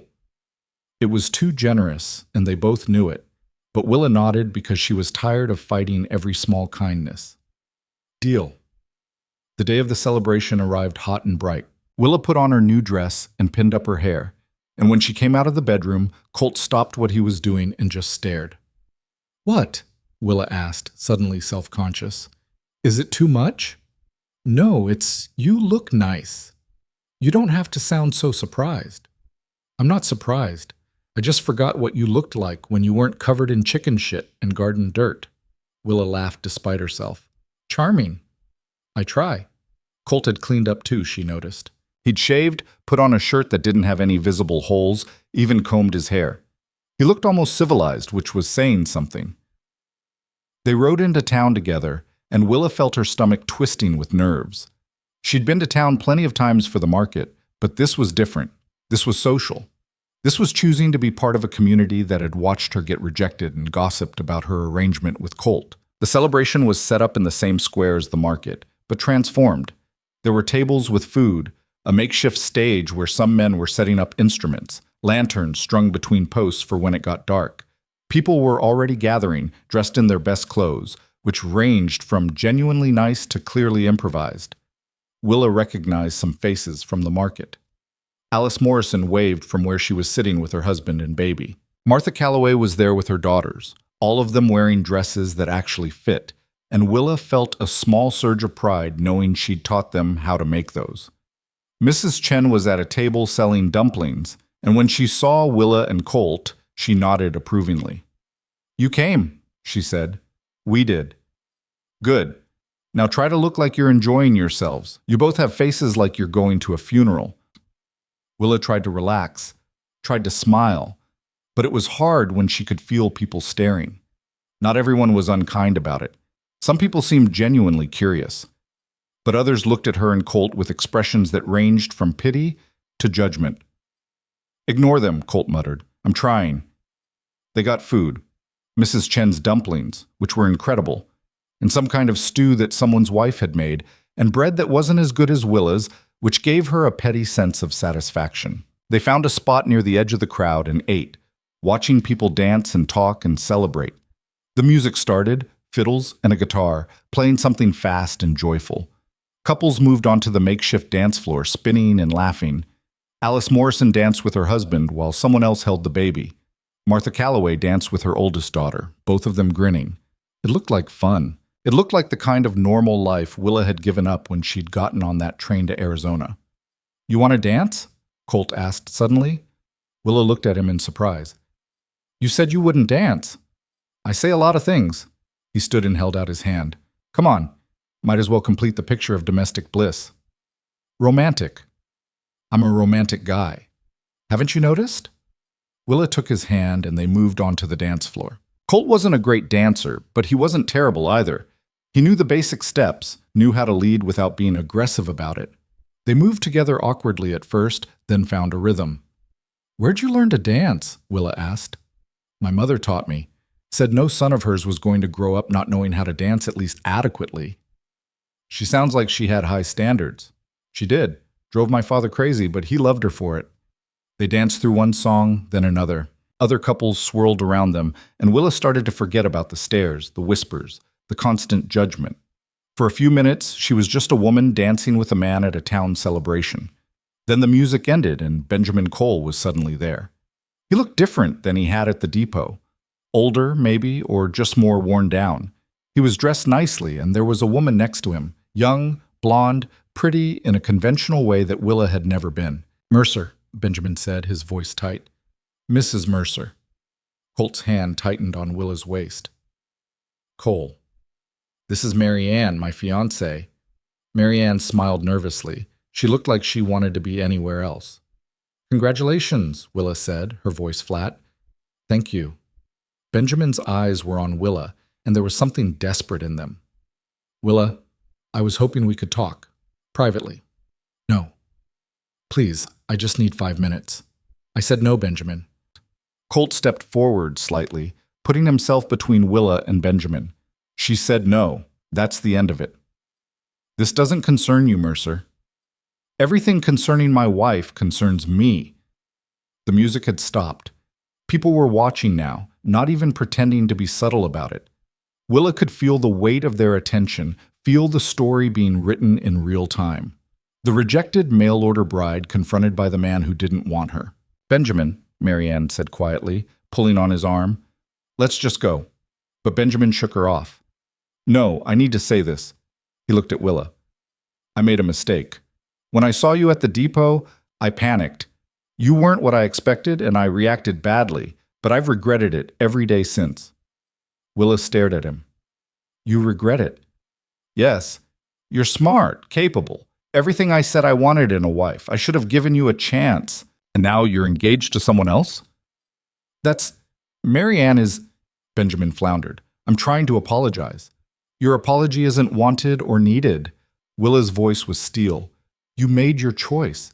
You rejected me in front of everyone, left me stranded with nothing. I could have died out there, Benjamin. Do you understand that? I could have starved or been attacked or just given up. And you didn't care. You just walked away." "I know. I'm sorry." "Sorry doesn't fix what you did. And it doesn't change the fact that you're standing here with your fiancée telling me you made a mistake. What does that make her? Your second choice? Your consolation prize?" Mary Ann's face had gone white. She pulled away from Benjamin and walked off quickly, disappearing into the crowd. Benjamin looked like he'd been slapped. "Now look what you've done." "What I've done?" Willa laughed, and it came out harsh. "I didn't do anything, Benjamin. You did this. You made this mess, and now you get to live with it. You think you're better than me because you married some broken-down rancher? You think that makes you successful?"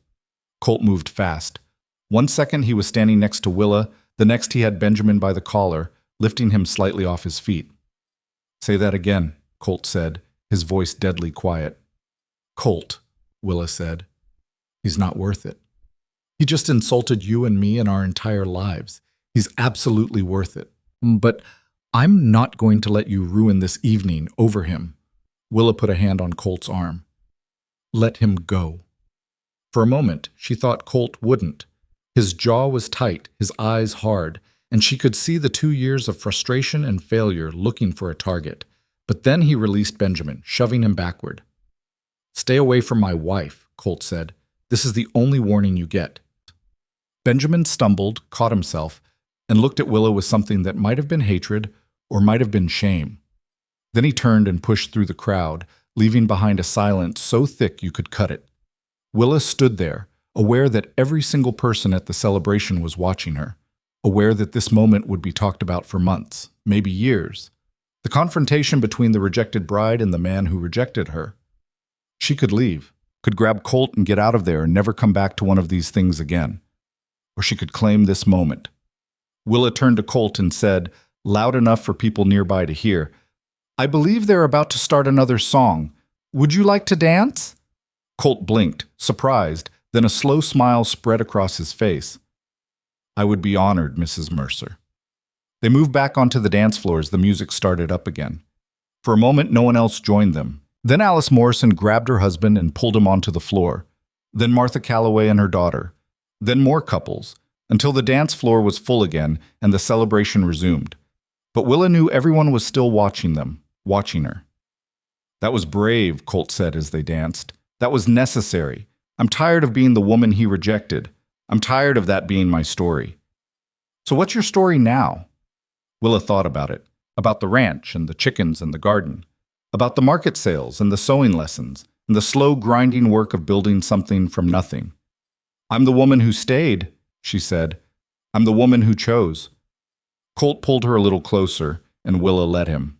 They danced through several more songs, and gradually Willa felt the tension drain out of her. She'd done it.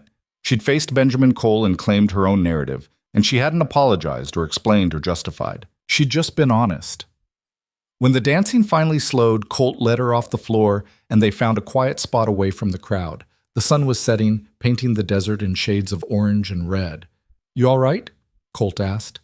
I think so. Ask me again tomorrow. Fair enough. He was quiet for a moment. What you said to him, about how you could have died, did you really feel that way? At first, yes. When I was stranded at the depot with $7 and nowhere to go, I thought this might be the end of me. Not dramatically, just practically. I didn't know how to survive out here. But you figured it out. With help.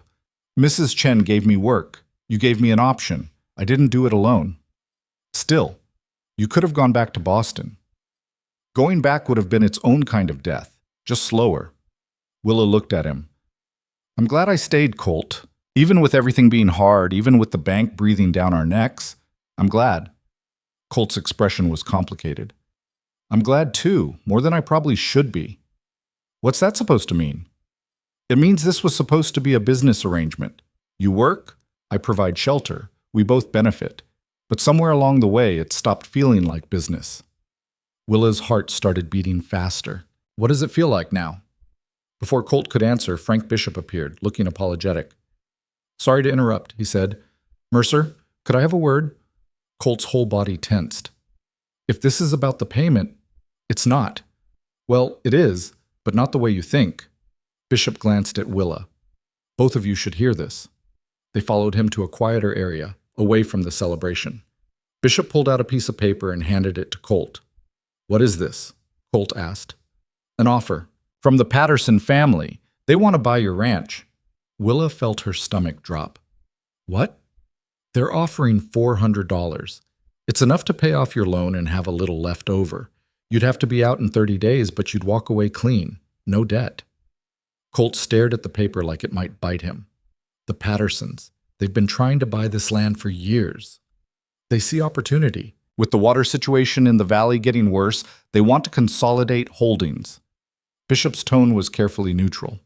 It's a good offer, Mercer, better than you'll get from foreclosure.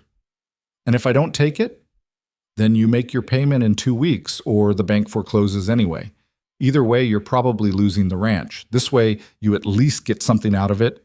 Colt's hands were shaking. Willa could see him fighting to keep his composure, fighting not to lose it in front of Bishop and half the town. Can I think about it? Colt asked. You've got until your payment is due. After that, the offer's off the table. Bishop put a hand on Colt's shoulder. I know this is hard. Your father built that place. But sometimes walking away is the smart choice. He left, and Colt just stood there holding the paper. Colt, Willa said softly, don't. We should talk about this. There's nothing to talk about. We're $53 short, and we've got 2 weeks to find it. If we can't, then this decision gets made for us anyway. But if we take the offer, I lose everything my father built, everything I've been fighting for. Colt's voice cracked. I can't do that, Willa. I can't just give up. It's not giving up. It's being practical. Practical, right, he laughed bitterly. You know what's practical? Accepting that I failed. Accepting that 2 years of breaking my back and bleeding for this place meant nothing. That's real practical. That's not what I meant. I know what you meant. Colt folded the paper and shoved it in his pocket. I need to be alone right now. He walked away, and Willa stood there feeling helpless. Around her, the celebration continued, music and laughter, and people enjoying themselves. But all she could think about was that piece of paper and what it represented, a way out, or an ending. She wasn't sure which. Willa found Mrs. Chen still selling dumplings, though the crowd had thinned as people focused more on dancing than eating. You look troubled, Mrs. Chen said, not unkindly. Willa told her about the offer, about the impossible choice. Mrs. Chen listened, then said, What do you want? It doesn't matter what I want. It's Colt's ranch. Is it? You've been working it for months. You built that garden. You expanded the chickens. You made it profitable when it was failing. Seems to me you've earned a say. I don't know what I want, Willa admitted. Part of me thinks we should take the money, walk away while we can, but another part thinks we're so close. If we could just find $53 more, then what? You make this payment, and then what about the next one? And the one after that? Mrs. Chen's voice was gentle but firm. I've seen people fight for things until it destroys them, Willa. Sometimes the brave thing isn't holding on. It's letting go. I don't want to let go. Then fight. But make sure you're fighting for the right reasons. Willa didn't know what the right reasons were anymore.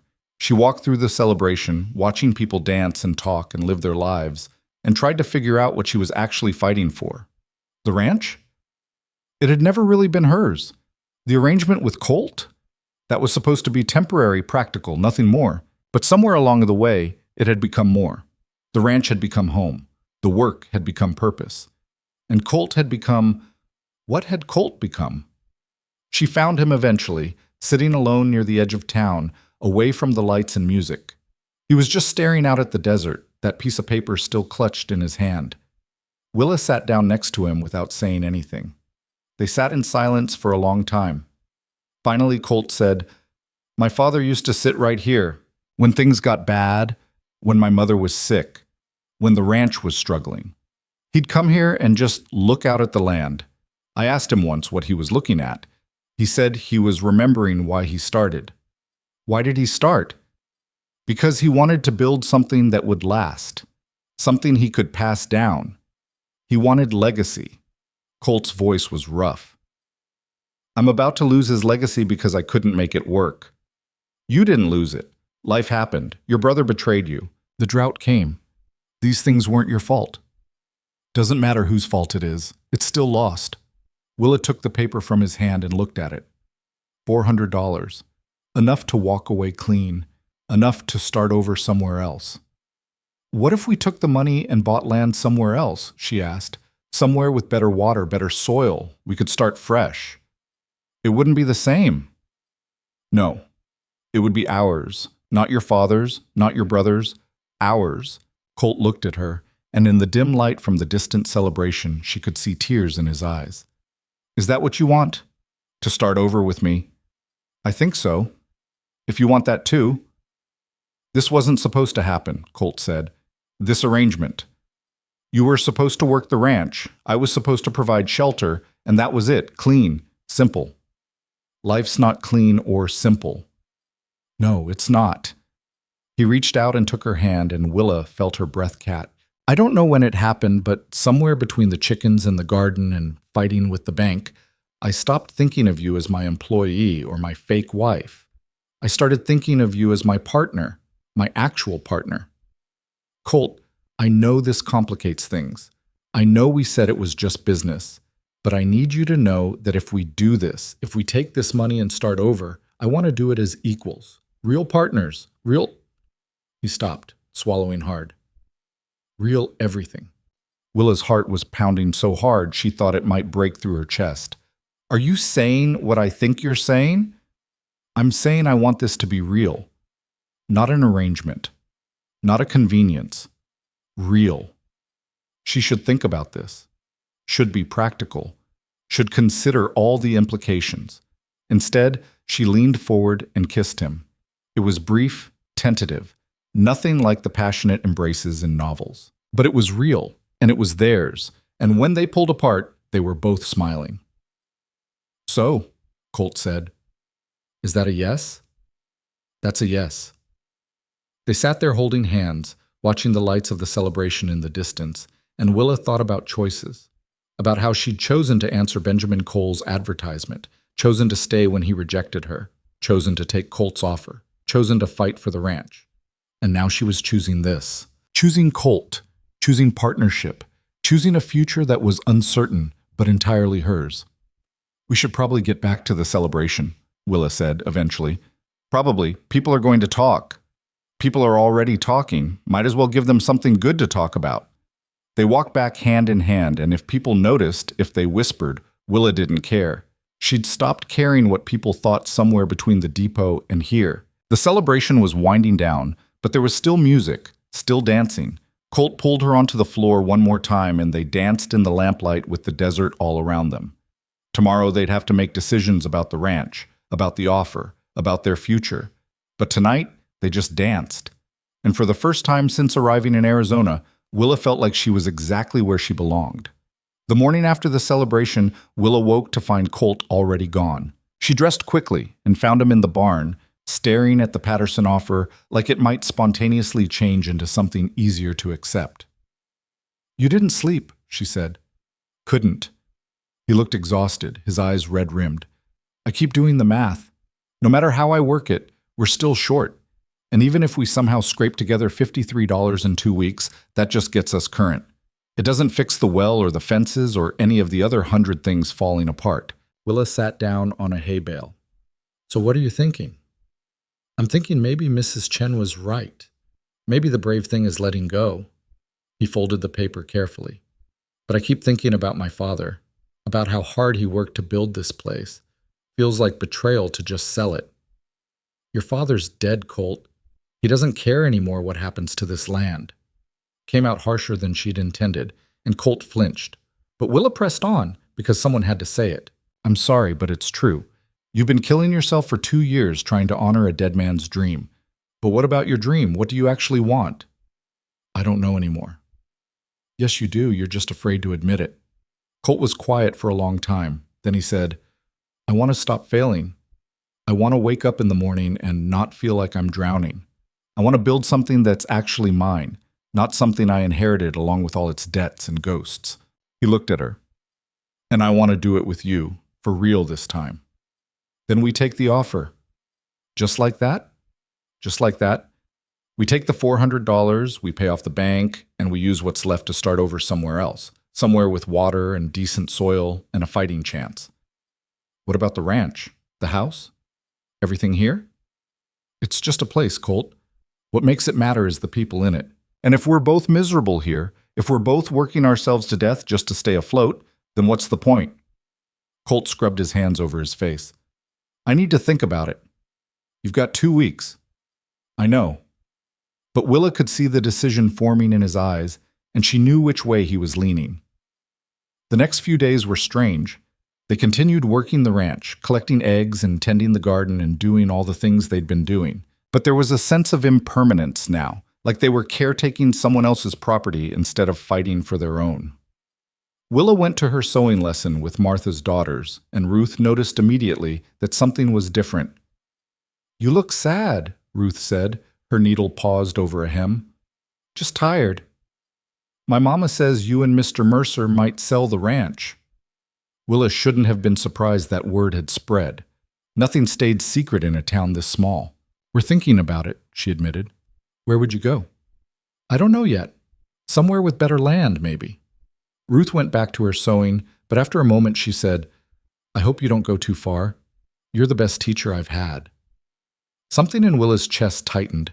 She'd gotten used to these weekly visits, to watching the girls improve, to feeling like she was contributing something meaningful beyond just survival. When the lesson was over, Martha walked Willa out to her horse.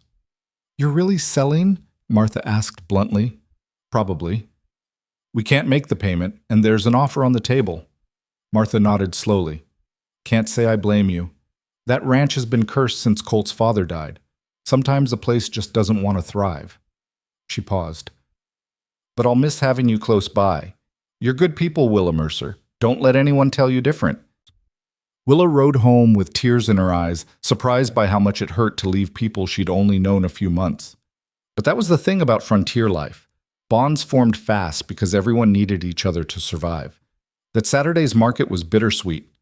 Willa sold eggs and bread and the last of the early lettuce, and people kept coming up to ask if it was true, if they were really leaving. Alice Morrison was the most direct. "Don't go," she said, bouncing her baby on her hip. "We need people like you here, people who work hard and don't complain." "We don't have a choice." "There's always a choice." "Not when you're broke and the bank's breathing down your neck."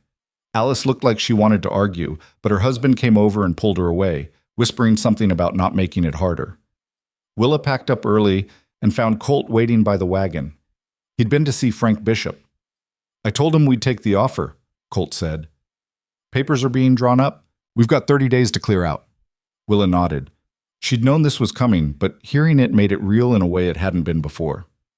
"How do you feel?" she asked. "Like I just cut off my own arm to save the rest of me." Colt climbed onto the wagon. "But also relieved. Is that wrong? To feel relieved about losing everything my father built?" "I don't think so. I think it means you're ready to stop carrying his dream and start building your own." They rode home in silence, and that night they sat at the kitchen table with a map and the remaining money from the Patterson sale after the bank was paid.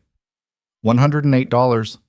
It was more money than either of them had seen in months, but it wasn't enough to buy land outright anywhere worth buying. "What about Colorado?" Willa suggested. "I've heard the land there is better for farming."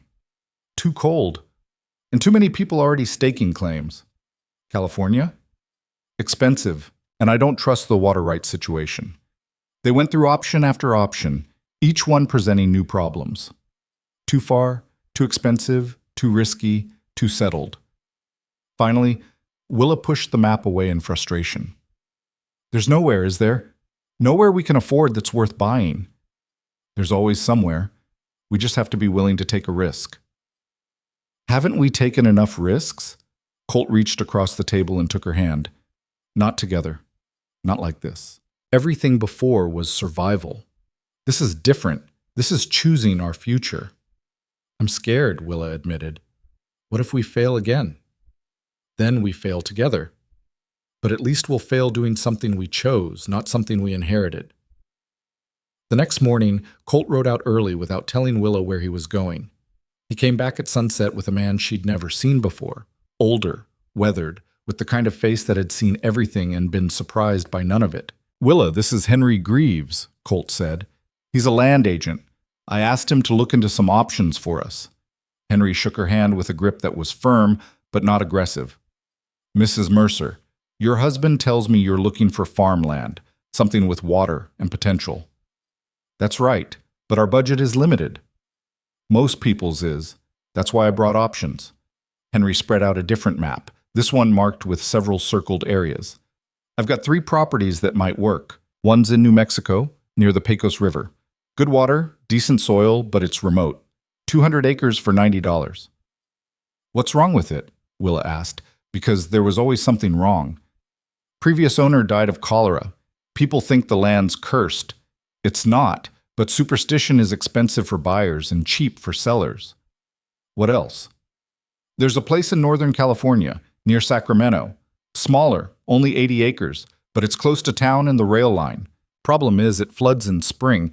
You'd need to do drainage work before you could plant anything substantial. And the third? Henry pointed to a spot in southern Colorado. This one's interesting. It's 150 acres in the Arkansas River Valley. The owner's an old widow who's moving east to live with her daughter. She's not interested in money. She wants someone to take care of the place, keep it productive. She's willing to sell for $75 and a promise that you'll maintain it. Willa and Colt looked at each other. That sounds too good to be true, Willa said. Usually is, Henry agreed. But I've met the widow. Her name's Esther Pruitt. She's legitimate, just old and tired. She buried her husband and 2 sons on that land, and she can't bear to see it go to strangers who'll just mine it out or let it go fallow. She wants farmers, people who'll care. What's the catch? Colt asked. Winters are hard, growing seasons short, and it's isolated about 8 miles from the nearest town. But the land's good, the water's reliable, and there's a house that needs work, but it's livable. They spent the next 2 hours going over details, asking questions, trying to find the hidden problems. But the more they talked, the more the Colorado property made sense. It was risky, like everything else, but it was the kind of risk that felt manageable. When Henry left, Willa and Colt sat on the porch and watched the sun set over land that would soon belong to someone else. What do you think? Colt asked. I think we should go see it before we decide. That's a week of travel time. We'd have to leave soon. Then we leave soon.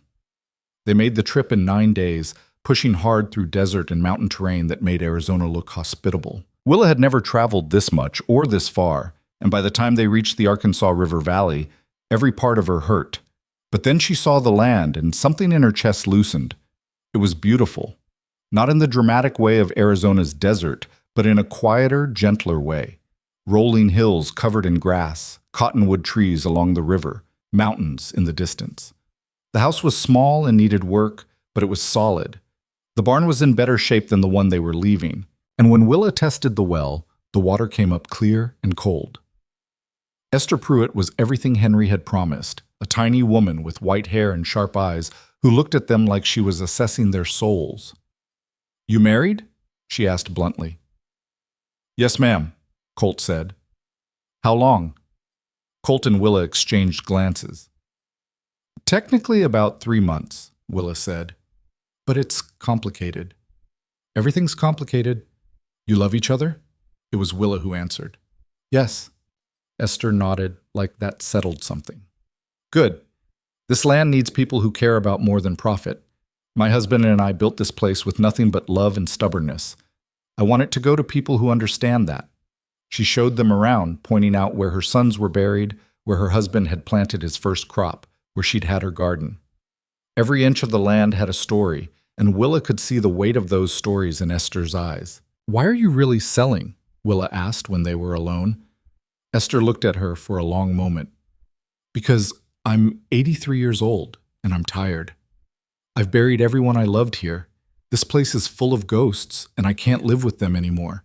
My daughter wants me to come east, meet my grandchildren before I die. But I can't leave this land to just anyone. It deserves better. What if we fail? Willa asked. What if we can't make it work?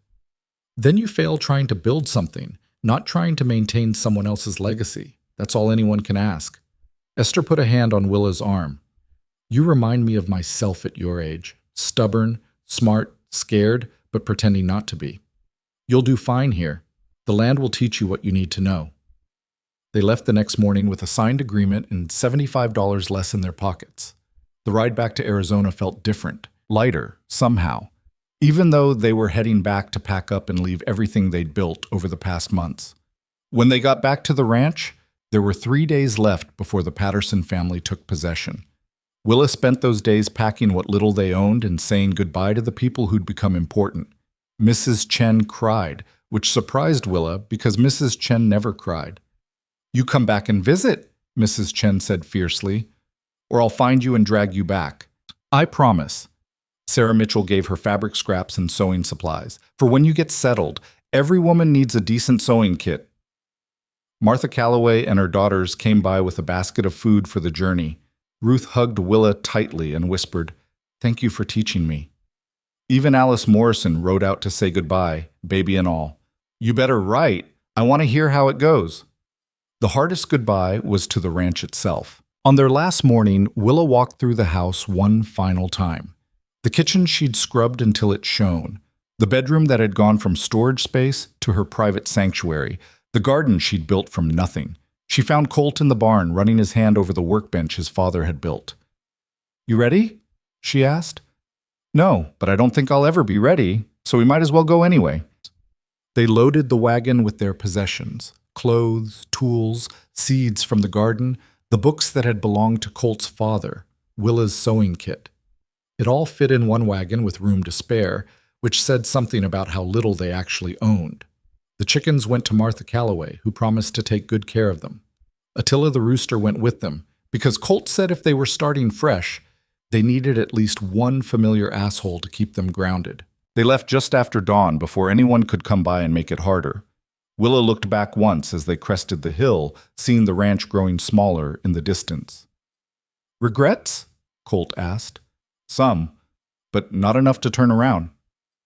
"Good, because I'm not turning around either." The journey to Colorado took longer with a loaded wagon and chickens that complained constantly. They stopped in towns along the way, and Willa noticed how differently people treated them now. Not as a mail-order bride and a desperate rancher, but as a married couple starting fresh. It was a small thing, but it mattered. At night, they'd make camp and talk about plans. What to plant first, how to improve the house, what animals to get. It felt different from the planning they'd done in Arizona, less desperate, more hopeful. One night, about a week into the journey, Willa said, "I need to tell you something." Colt looked up from the fire. "That sounds ominous." "It's not. At least, I don't think it is." She took a breath. "When we first made our arrangement, you said if it didn't work out, I could leave with $20. I just want you to know that I'm not holding you to that anymore. This is different now. We're different." "I know." "Do you?" "Because I need you to understand that I'm not staying because I have nowhere else to go. I'm staying because I want to be here, with you, building this." Colt moved closer, taking her hand. "I know, Willa. I've known for a while now. You stopped being my employee or my convenient wife somewhere around the time you declared war on that rooster. Now you're just mine, and I'm yours, if you'll have me. I'll have you, stubborn, broke, and all. Good, because you're stuck with me now." They reached the Colorado property on a cold morning in late July. Esther Pruitt was already gone, moved east to her daughter's house, but she'd left the key under a rock by the front door with a note that said simply, "Make it yours." The house was emptier than Willa remembered, just bare walls and floors that needed scrubbing. But it had potential. They could see it. They spent the first week just cleaning and making the place livable. Colt fixed the porch railing and patched holes in the roof. Willa scrubbed floors and walls until her hands were raw. They set up the chickens in the barn and started planning the garden. It was hard work, harder than Arizona in some ways because everything was unfamiliar. But it was also better because they were choosing it. Every decision was theirs, every plan their own. By the end of the first month, they had a functioning household. Basic, sparse, but theirs. One evening, Willa was cooking dinner when Colt came in from working on the fence line. He stood in the doorway for a moment, just watching her. "What?" she asked, self-conscious. "Nothing. Just thinking about how different things are from a few months ago." "Better or worse?" "Better. Definitely better." He came over and kissed her, quick and sweet. "I never thanked you properly, you know." "For what?" "For staying, for fighting, for choosing me when you could have chosen a safer path." Willa stirred the pot, considering her words carefully. "I didn't choose the safe path because the safe path would have killed me. Not quickly, but slowly. I would have gone back to Boston, lived with my aunt, become exactly what everyone expected. A cautionary tale about reaching too high. Instead, I'm here, building something. And yeah, it's hard and uncertain, but at least it's mine." "Ours," Colt corrected. "Ours," Willa agreed. The first winter was brutal, just like Henry had warned. Snow came early and stayed late, and there were days when Willa thought they might freeze to death. But they survived, huddled together by the fire, making plans for spring. When the thaw came, they planted beans and squash and tomatoes, just like in Arizona, but also potatoes and wheat and corn. They bought a milk cow with some of their remaining money, and Willa learned to milk her despite having never touched a cow before in her life. The garden thrived in ways it never had in Arizona. The soil was better, the water more reliable, the weather more predictable. By late summer, they had vegetables coming in faster than they could eat them. "We should sell the surplus," Willa said, surveying the bounty. "There's a market in town every Saturday. Then we'll take it to market." That first market was strange and familiar all at once. Different town, different people, but the same basic structure. Willa set up her table with vegetables and eggs and bread, and people came to look. An older woman stopped and inspected the tomatoes with a critical eye. "These are good. Where are you folks from?" "Arizona," Willa said. "But we're here now, the old Pruitt place." "Esther's place." The woman's expression softened. She was a good woman, glad to see the land going to people who'll work it. She bought 3 pounds of tomatoes and 2 loaves of bread. "You come back next week. I'll bring my daughter. She's been looking for good produce." Word spread faster than Willa expected. By the third market, she had regular customers, people who came specifically for her bread or her eggs or her vegetables. She started to recognize faces, learn names, understand the rhythms of this new community. It wasn't overnight success. They still struggled. The first year barely broke even, but the second year was better. And the third year better still. They bought more chickens, then a few pigs, then a second cow. Slowly, carefully, they built something sustainable. And somewhere in all that work, somewhere between the planting and harvesting and market days and long winter nights, Willa realized she was happy. Not the breathless excitement of new love or the satisfaction of revenge, but the deep, steady contentment of building a life with someone who saw her as an equal. 2 years after they'd arrived in Colorado, Willa woke one morning feeling different.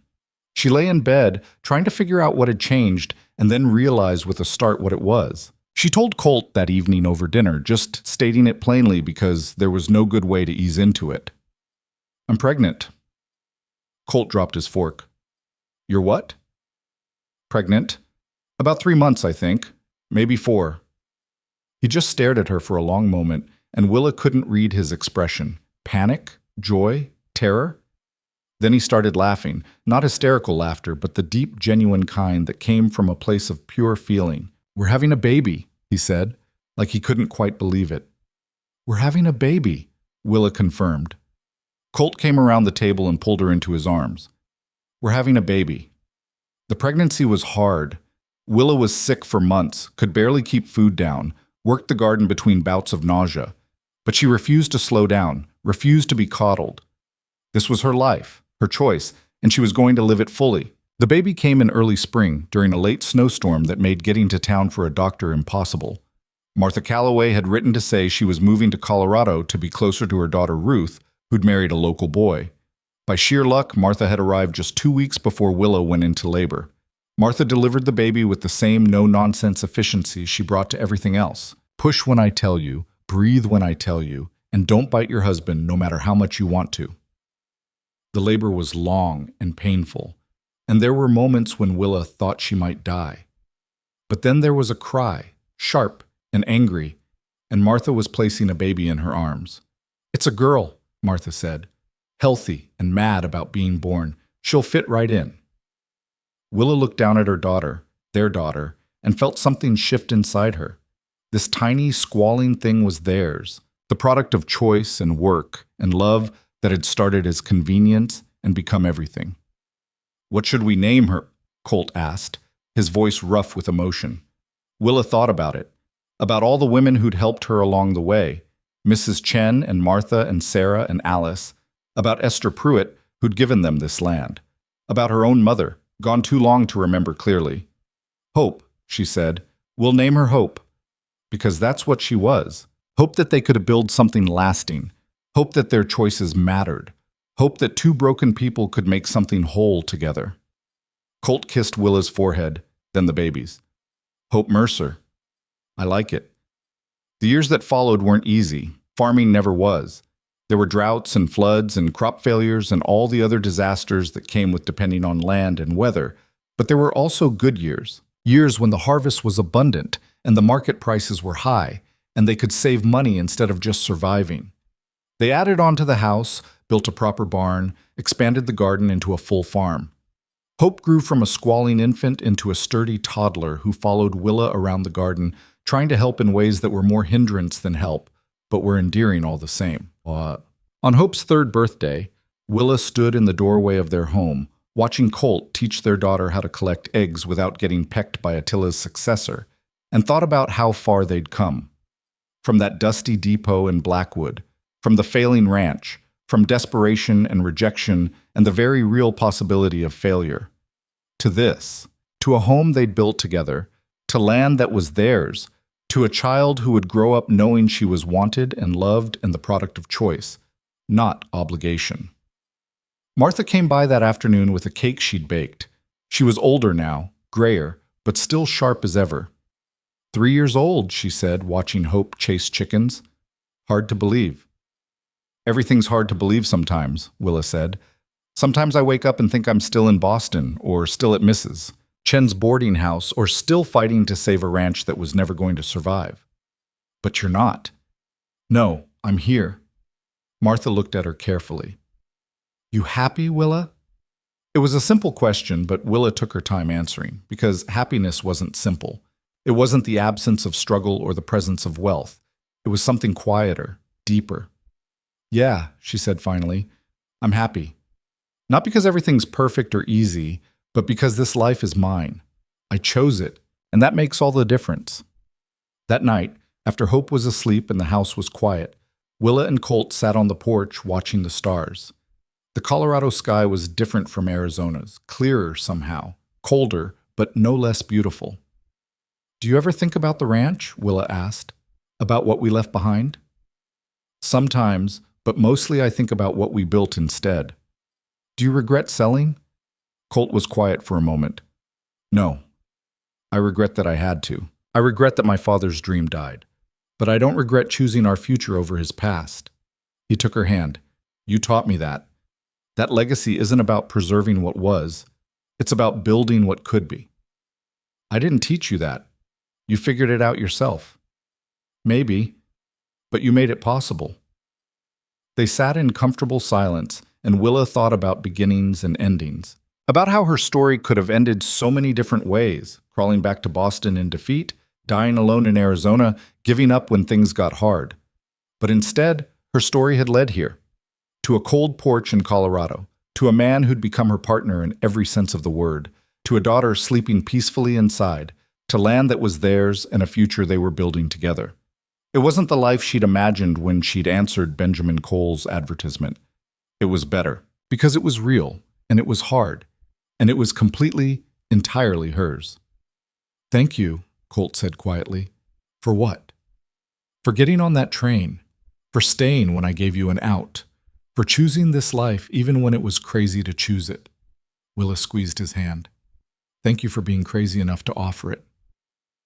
They went inside eventually, back to the warm house and the sleeping child, and the life they'd built from nothing but determination and hope.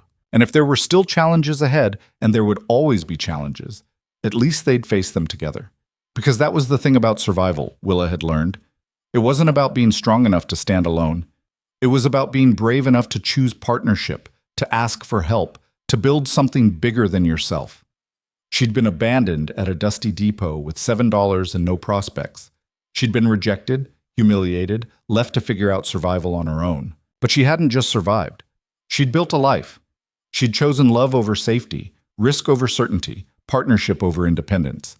And in doing so, she'd discovered something she'd never expected. That the woman everyone had called unwanted was exactly what she'd needed to be all along. Not perfect, not rescued, not saved by someone else's grace. Just strong enough to save herself and brave enough to let someone walk beside her while she did it. That was legacy enough.